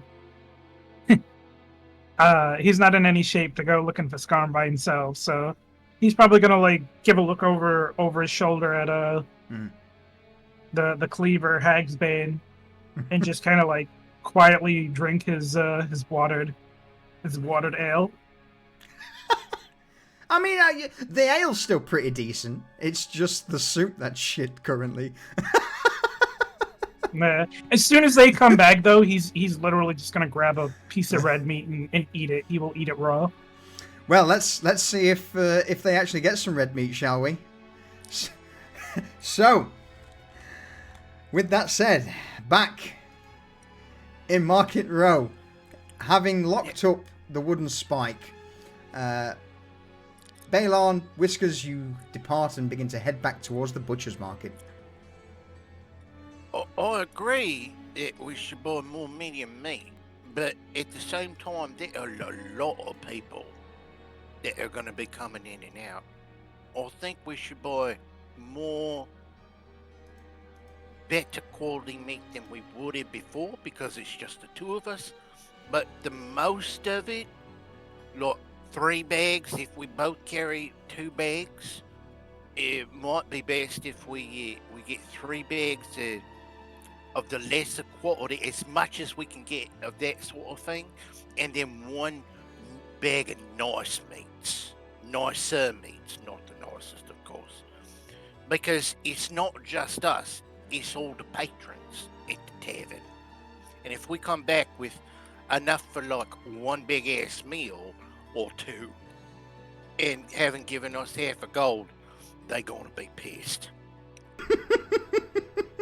Mm-hmm. So I don't want to. This is true. Yeah, because then they're going to be looking at rat stew, and your friends and me are not going to like that. Oh, I keep my friends hidden.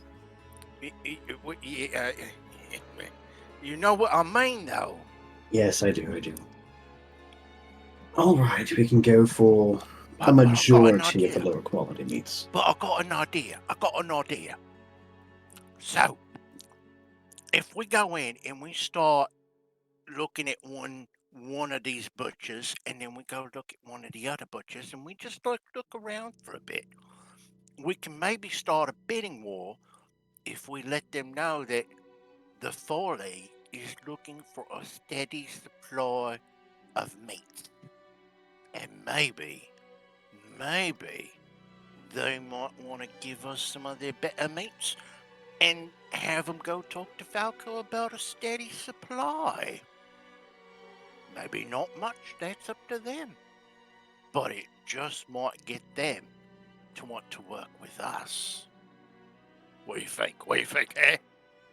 You're not wrong, but at the same time, you have to remember it's also getting late in the day. The stocks are all dwindling. Well, that's true. But I just mean, look, in the future, look, if they got a steady, have them come in, tell them maybe we're going to sample some of the meats. We'll buy some of the meats from different butchers, and we'll bring it back. And if somebody is interested, we're looking for somebody of nicer meats to supply, then maybe they will take the initiative to go talk to Falco. We're just little middlemen here. right? So we can play off of them. They may not have the best meats. You're right. It is later in the day, but we'll see what we can do. Maybe we might get a bang for our buck here if we don't play our cards right. All right. How about you take the lead on the negotiations then? Oh, all right. So let's just go look at a couple of the butchers here and see if we can get them to get into some sort of bidding war. All right. Straighten myself up, slick my hair back, kind of walk with a little bit of a bigger air of whatever, because I'm feeling good. I've had this drink that it's all positive, man. It's all positive. Even though I did get pissed off at that one guy. Anyway. So good. So what I'm going to quickly just describe, because this is the first time ever we've actually been to the butcher's market in both Pariahs and Chronicles. So Okay. the butcher's market seems to be almost like in the center of Market Row, which is a long street that winds towards the Cornelian Gate. In the center there is almost like a courtyard, and it's here where there's a selection of stalls and vendors that are on the outside of what appears to be a larger warehouse. Here the stalls seem to have various meats on offer. There would be a few high-priced domestic animals that are bred and imported. Other than that, there would be things such as older fish that was brought in from the docks. Again, nothing overly fresh, because the fish brought from the docks is usually sold in the docks, and then anything left over gets then transported over the canal into the Market Row. From there, you would also have various other things such as skinned and dried rats, and perhaps even the odd, more exotic creature that was captured from, say, the forest or beyond. So there is pretty much anything and everything available here, but its freshness is dubious. Right. Well, I'm going to, while going through the meats, I will sniff stuff. I will be that asshole. And just to make sure that it may not be fresh, but I don't want to pick up rotted meat for us, right? If that's fair. Absolutely. Yeah, absolutely. And I also want to point out that I don't know how far away we were from the fight earlier. I know it was within Markets Row. But just in case, just refreshing that, I don't know if any of them overheard that big billowing. Probably. We work for the folly. Probably not. You know, the amount of noise in Market Row from the animals, well, not so much animals, at least from the hawkers trying to sell things, the screams, the shouting of coin falling from the fucking heavens. Yep. Butchers. Let's look at the first butcher. What's he got? All right. Hello there. There's a somewhat wiry gentleman behind the stall, long leather coat, as he glances over towards you. He seems to have to raise upon his tiptoes just to view you over the side, with you being a bit shorter. Hello. Yes. Not much left. Late. You're late. What? Yeah. Closing shortly. What all you need to sell for today? Something that you need to get out of your hair? Anything? Let's look at the cuts you got here. It'd be a wide spread of various nondescript meats. Maybe the odd canine looking steak from the forest would be on offer, but apart from that, the vast majority of it just seems to be what can only be described as stew meats and such. Yeah, a lot of it is just, barrels of random cuts of meat, along with the stuff that is really unpleasant has been ground up into mince. Does this stall smell bad? Nope. No. I'm sure that there's one of them out here that's going to be like, oh, that's going to reek. We're not buying from them. Okay. Roll me. All right. Roll me an insight check, quick. Sure.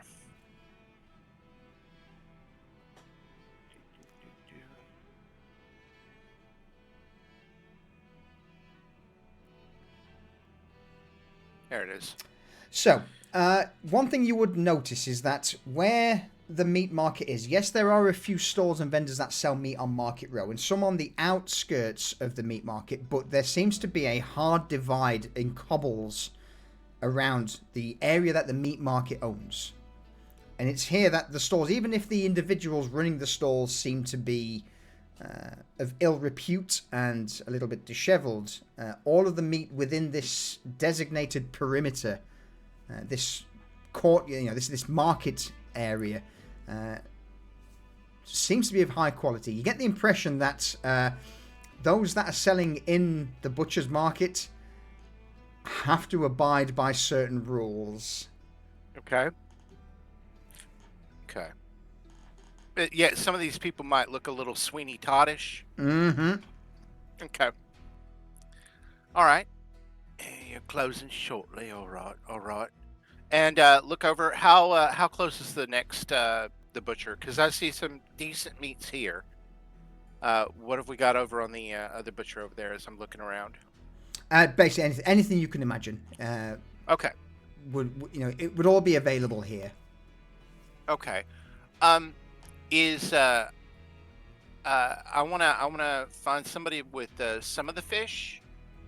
Yeah. And then I'm gonna pick out some stew meats, and I don't want to go too crazy, but I'm asking about how much is it, how much for this, how much for that, and so forth, and around the way, getting an idea of what they're selling for.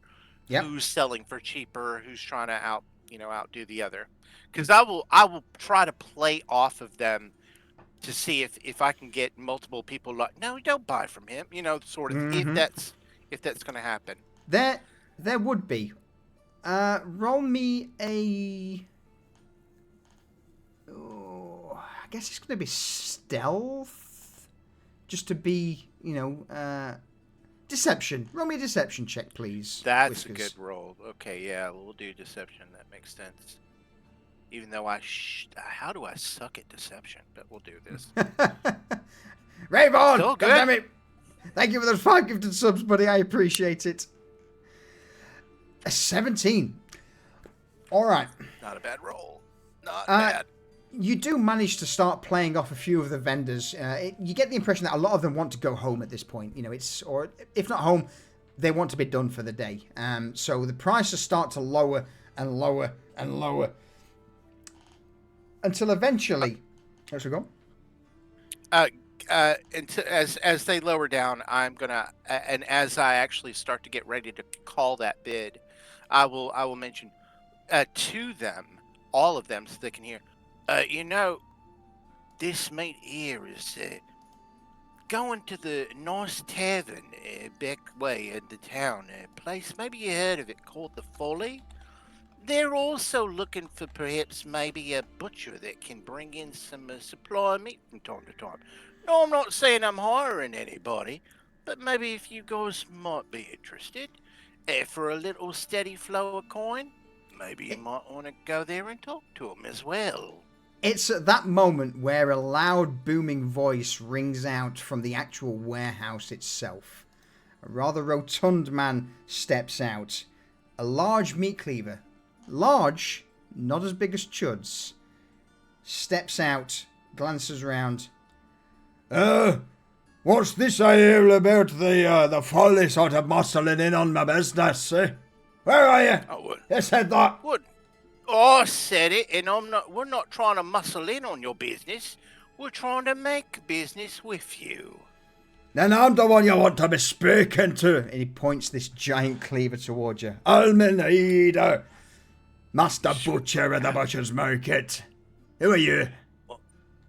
My name is Whiskers. I'm here on representation of the Folly, and a tavern likes to have some decent meats. I'm just putting out there to these various butcher people that if someone would like to perhaps continue a small supply of meats over to the Folly, that perhaps you could go up there and talk to Falco. You- Let him know that Whiskers sent you. you would see that as this man, Armin, steps out of the warehouse, all of the other traders just shrink back away. Very Bluto to quickly. Popeye. Very quickly. Krieger, welcome in. Welcome in, buddy. Thank you for the raid. I appreciate it. Hello, raiders. We're currently... We're buying meat. We're buying meat. I would have had all their money to not buy meat if they hadn't have shot me in the fucking leg. Yeah. As I hold this cold piece of meat, it reminds me of my dead husband, Winston. So, with that, Armin's going to sheath this cleaver at his side, fold his arms, and look down towards you. Now, bear in mind, this man is roughly, I would say, just short of 6 foot, so probably about 5'10". He's towering over me. Yeah. He's still above you, but he's probably wider than he is tall. And as he looks down, Good sign. Oh, you're from Falco? Well, you tell that bastard that Osmond still owes me all of that money. I've not seen that for the last fucking month now, have I? Hey, so go back to your fucking master and tell him that I owed me money. And what's your name, good sir? Armin Aida is my name. He knows who I am. This, I'll let him know. and he'll point around to the area. this is my place. And there'll be no dealing, no extras, no sales. Until that coin is paid back. In fact, with that, the rest of ye fuckers. And he'll turn around to all of the vendors. Congratulations, you've all earned yourself a good 10% extra. Raise your prices 10% for whatever these fuckers want to buy from the folly. Hey, that's what Osmond gets, that dwarven bastard shitebag. And with maybe that- we could set things right. He turns his back. Perhaps- He's walking I don't away. care. I'm still. And perhaps we can do things right. Maybe they don't like the way that you're treating them, and maybe they'd like to sell to somebody else. Does he keep walking? No. Oh no, he doesn't. Oh no, he doesn't. I'm sorry, was that Armin the Eater? Is that what you said? His face goes Bye. red as he turns around, pulls the cleaver from his belt. Start. As he pulls the cleaver from his belt, Baylor's knocking an arrow. I would. I don't think I can. Can I knock things out of people's hands with Mage Hand? For I can't. No, someone- that's an attack. That's an for, s- attack. I can't. for someone who is currently fired up twice, if not 3 times your size, who's built very much like Chud, no.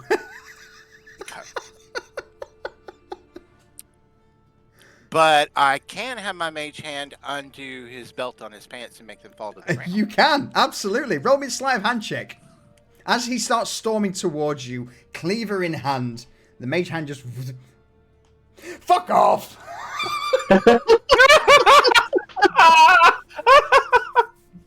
Let him fall in the face of the fucking ground.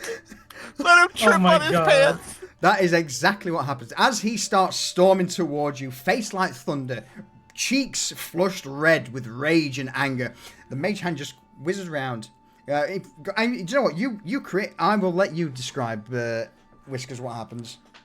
So his big ass droopy drawers, you hear a clasp unlatch, and they just come down with his really nasty fucking underwear barely covering the back of his ass, this huge ass. But they come down and he's walking and he trips forward. Luckily, this cleaver, he doesn't land on his cleaver. That would be clatters bad. clatters to the ground, skitters But he off does- into the gutter. But he does drop it. He becomes prone as he falls face first as he trips over his own pants onto the ground right there. And I look and I just turn my head and say, "Don't threaten the folly." You see what you're working with, people? You see what you got? This bully right here? We want to pay you a decent price for a decent day's work. And we're not asking for all your meats. We're just looking for some of your meats. And we will give you a better price than this asshole that because he's making you work and paying you less when you ought to be getting the money you deserve for what you do. So if you want, come see us. Look at this bastard, this fat bastard right here with his asshole up on the ground. Not only that, I he ended spit up... on you, sir. I spit on you. And I spit on him. When he fell, he actually fell into a channel that moves a lot of the offal and the blood from the butcher down into a barrel at the far end of the courtyard. So he's covered in mud, he's covered in filth, his trousers around his ankles, and roll me a persuasion with advantage, please. And yeah, persuasion with advantage. 13, solid. You also would begin to hear a few murmurs from the other butchers gathered around that, some would be aware that Asmund is no longer around and hasn't been around for some time, that the Folly is under new management, and it seems that Armin is not keeping up with news of the district. And with that, whilst none of them openly state anything with words, Whiskers, Balon, you would see a multitude of respectful nods in your direction, and the odd gesture that thumbs up that they get. As Whiskers is talking with the people, Balon's gonna walk over, sit on Armin's back, and take his bow, the end of his bow. He's gonna use it like a staff and kind of lean on it to put it on the back of Armin's head, so his face is down in the gutter.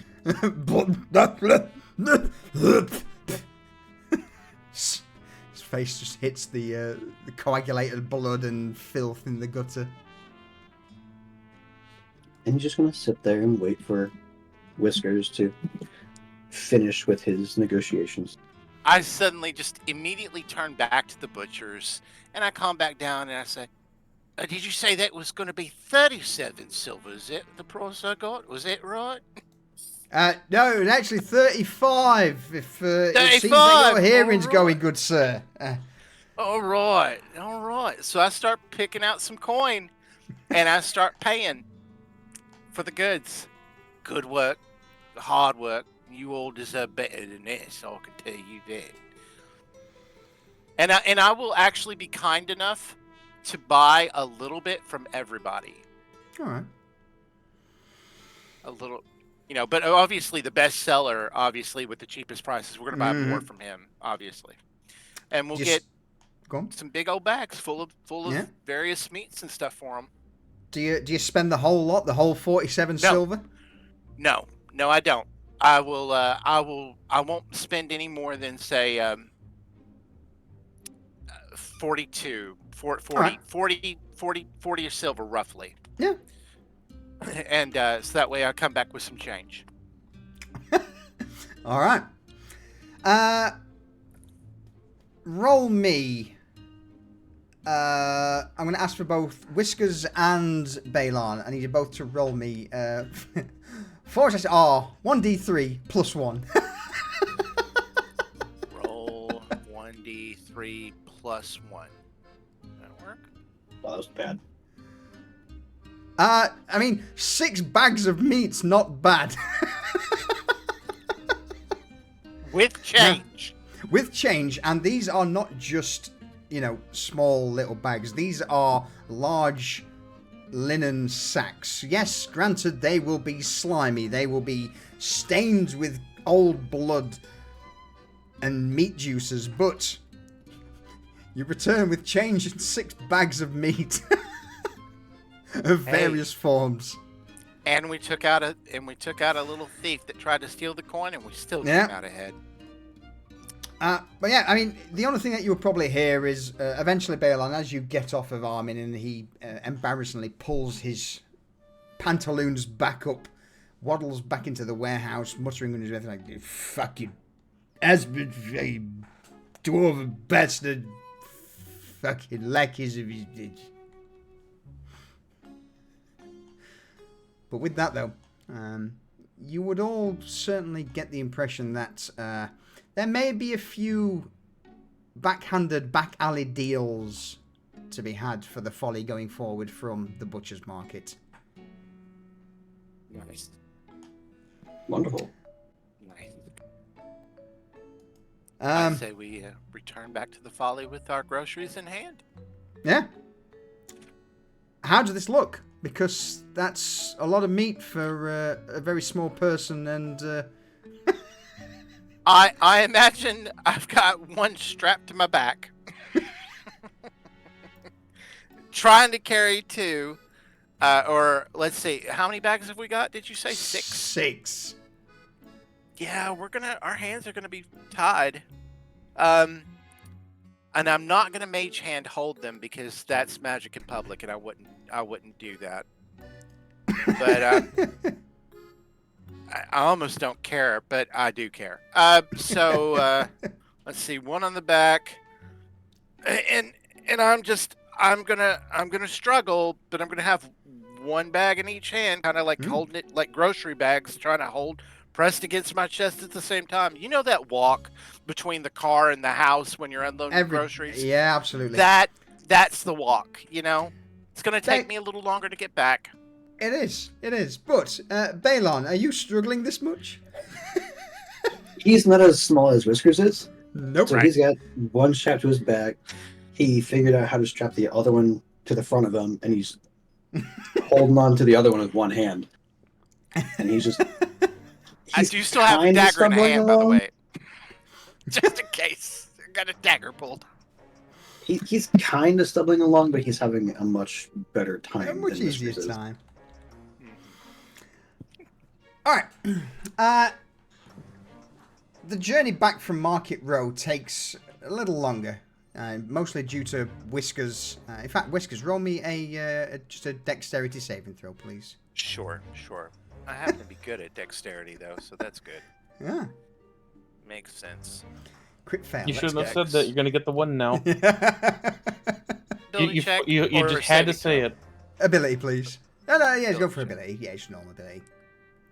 I'm good at it, but 12. All right. I will say that you stumble a few times. You know, these two the weight of the meat cause you to stumble a few times on some of the uneven cobbles, but eventually, after what should have been a 20-minute walk, ends up being closer to 40 minutes.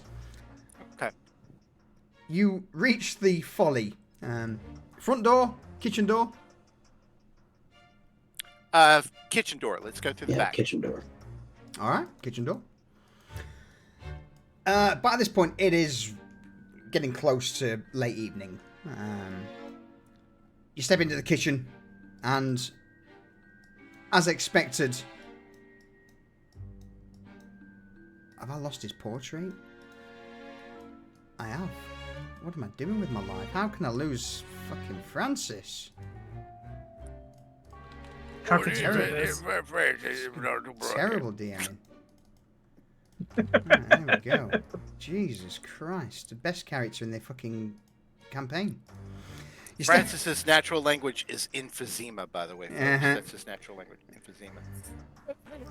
You step into the kitchen, meat in hand, and before you even step through the door, Francis's eyes are locked on you like a predatory hawk, his nose twitching away. And you... Huh? You brought me something? Eh? We got the goods.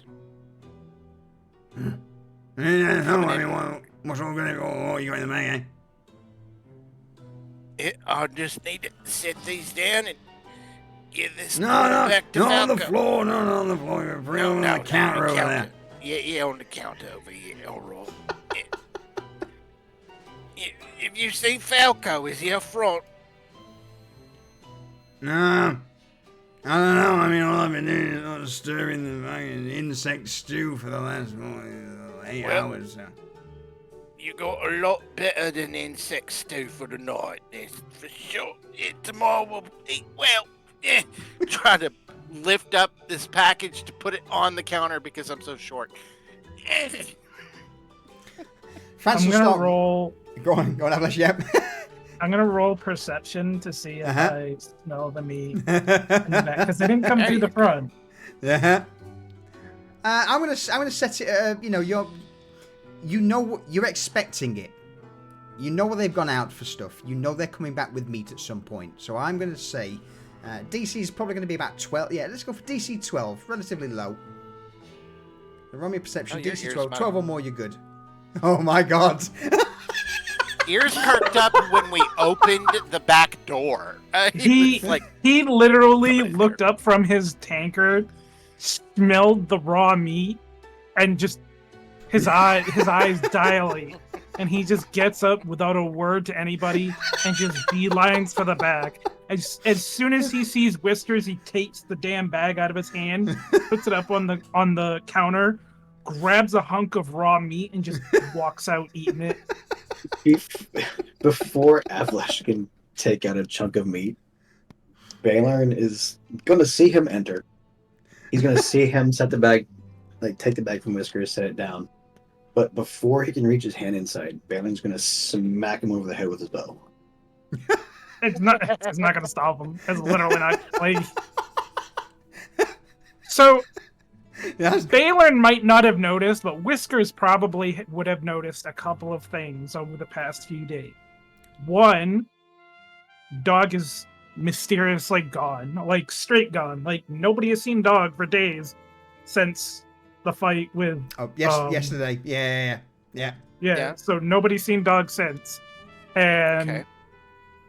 he's kind of had a weird thing for raw meat. Are you physically showing any animalistic traits yet? No, but he's literally eating raw meat. Okay. Like even the whack with the bow is not gonna stop. He's just gonna stare at Balorn for maybe a minute. You just hear this dong echo around the I kitchen. might even leave a mark. As you take the meat and head out, Avlesh. Francis, at this point, he's taking the other bags from Whiskers, opening them up, seeing what's in there.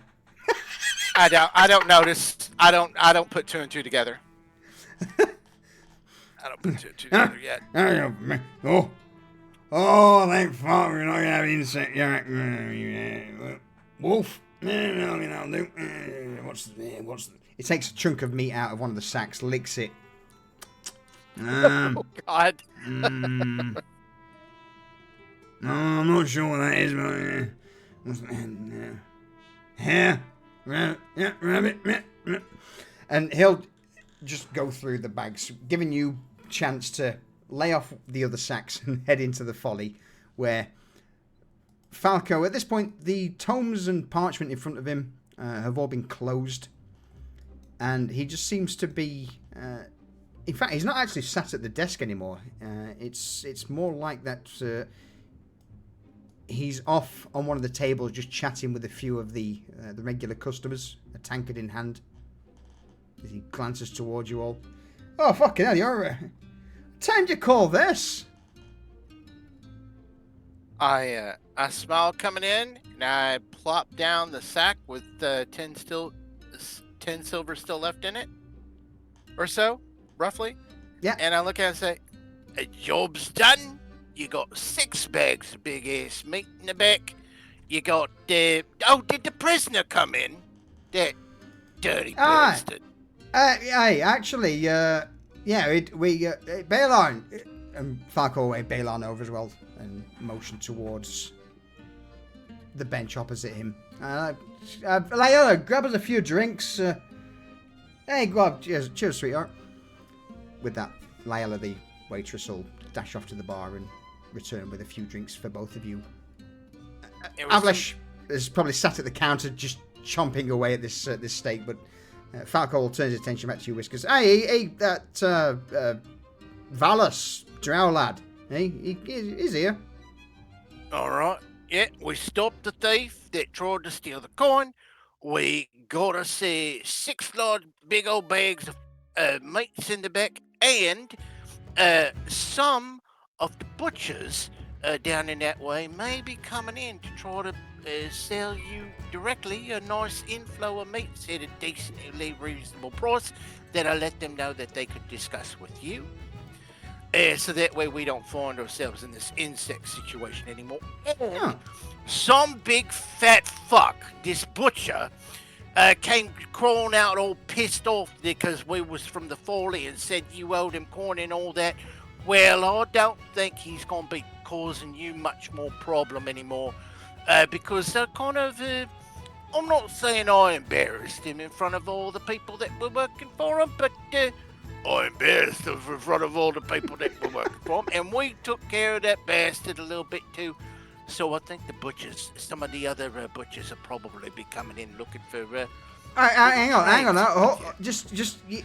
We owe the fucking meat market coin. That's what he said. Big fat fuck.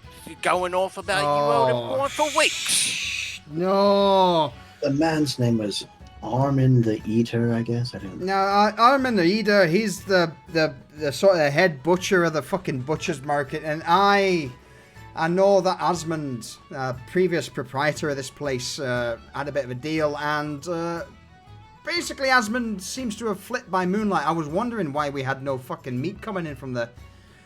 Well, that explains everything. Oh, well, in that case, Falco will reach into a coin pouch.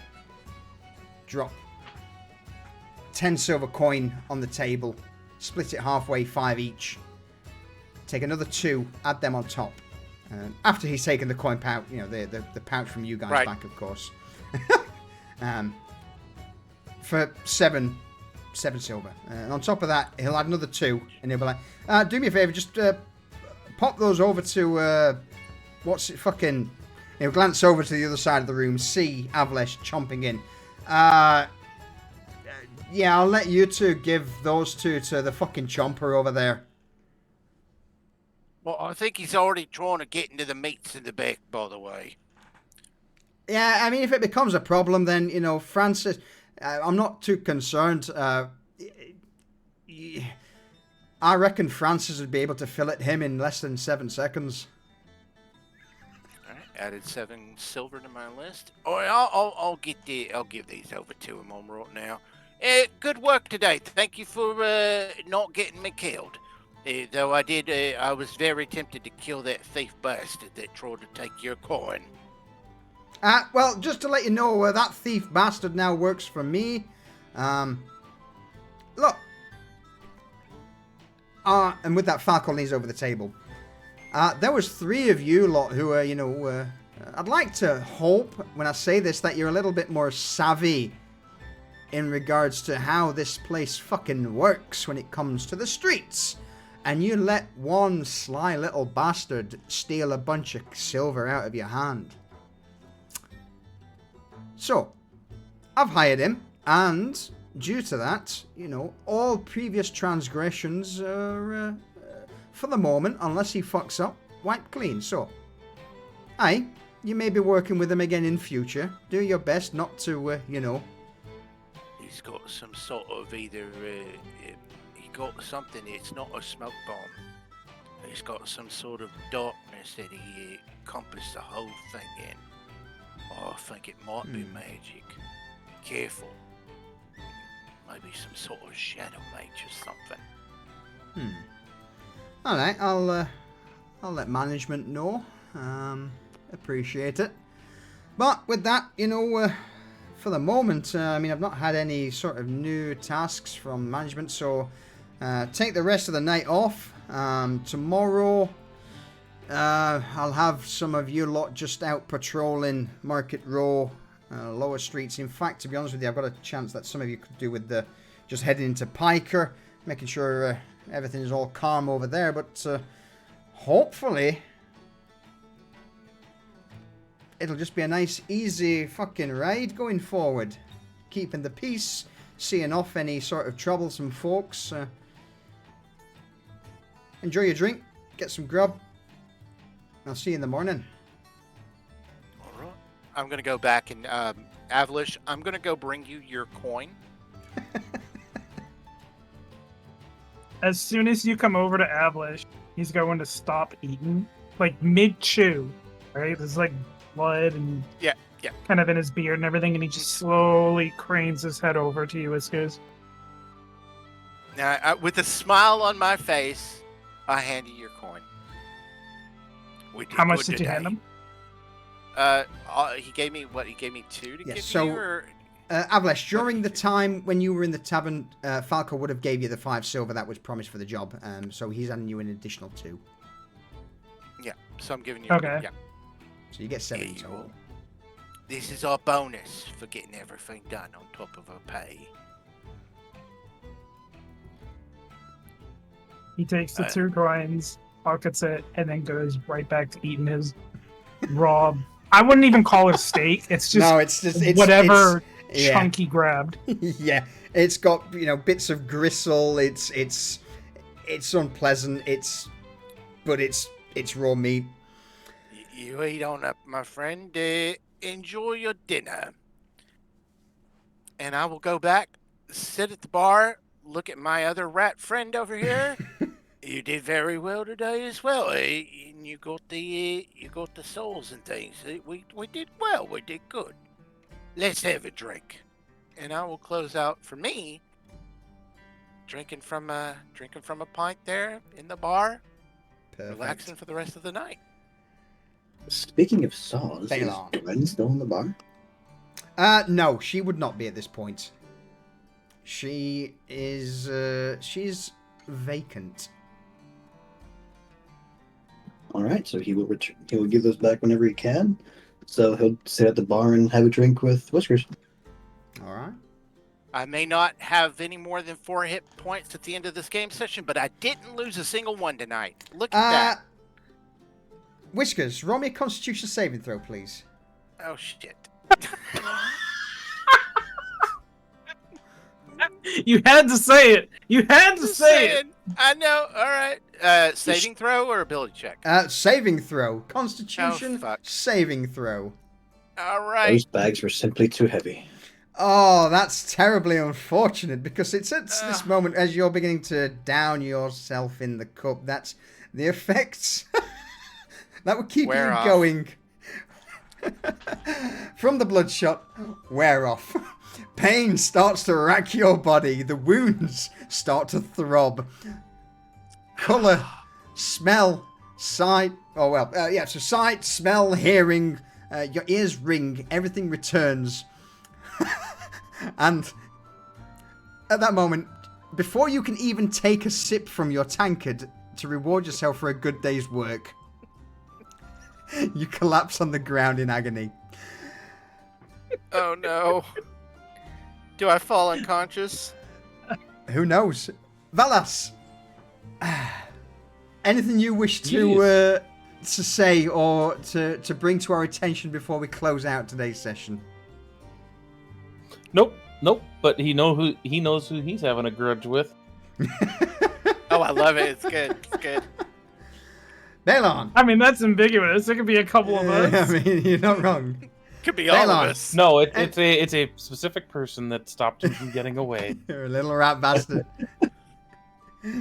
Arrow to the knee. It was. Good shot. All right, Balon. Anything you wish to close out with? I believe I'm all set. All right. Avlesh. Avlish, when he's finished eating, would probably go one, full tankard in the other, and whatever good stuff he can actually get, and then with his other hand, he's going to literally grab Whiskers by his breeches and just lift them up with one hand, and just kind of like go put him off into his bedroom. Thank you. He'll probably spend the rest of the night, out in the courtyard drinking. Mm-hmm. Yeah. All right. In that case, then, I'm going to bring us back to the page. Congratulations on surviving up to episode 12. And, of course, congratulations on level 5. Yay! Now,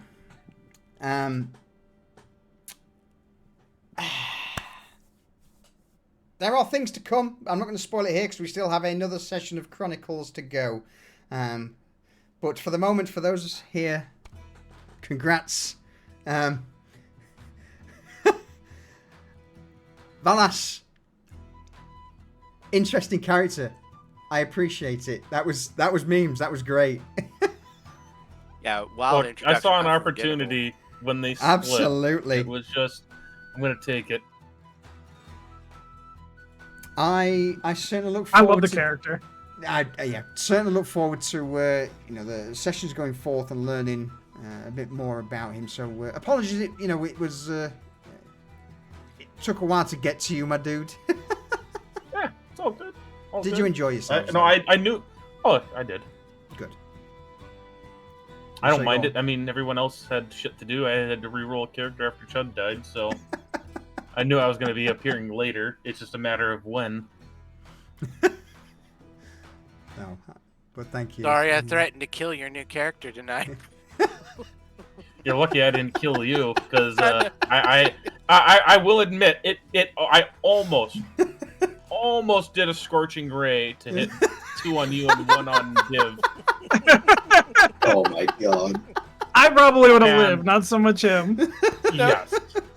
4 hit point session, guys. 4 hit point session. Oh dear. So good. Balon, So, enjoy yourself. it was lovely. Good. Nice Yeah, change as a bit of a easier than, downtime session, I hope. Yeah, Yes. it's Yeah. a lot easier than, having a blood hag or an insect swarm with an ant mother or whatever the hell it is. Oh, don't forget the big monster with the flower in its head or whatever. In the basement. That big ass Yeah. thing. Oh yeah, too. there were 2 of those. Yeah. There is still one around somewhere in the folly, locked beneath the dirt. Oh my god. And there's still that thing that Belen was hunting. There is indeed, yes. Which we will find out more of that soon. All right, with that then, I'm probably going to close this out here. So goodbye, chat. Have a good Bye, night, everybody. Bye, chat. Bye, chat. See you next. So we see you tomorrow for Pariahs, hopefully, and then after that, next Sunday for episode 13 of Chronicles, and then the Sunday after that is Pariahs. So yeah, thank you for joining us, everyone. I'm going to mute you fuckers up. I'm going to bring the music down. I'm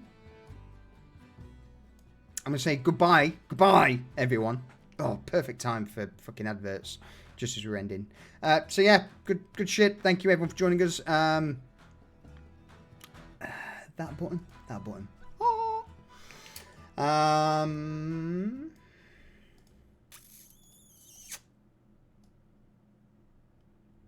Yeah. Very quickly, before we close this out then, once again, Callie, thank you for the sub. Lucius, thank you for the sub. Durs, thank you for the sub. I appreciate you. Divrak, thank you for the 100 bits. Appreciated, good sir. Ravon, thank you for the 9-month resub. And after that, I mean, that was hype train time. Orkswell came in with the 6-month resub. The Halfling Wizard, thank you very much for the follow. Ravon throwing out all of the gifted subs. 5 of them to be exact. Thank you, Ravon. I appreciate it as always, man. And then last but not least, Ravon. Fucking Ravon. God damn it. Krieger.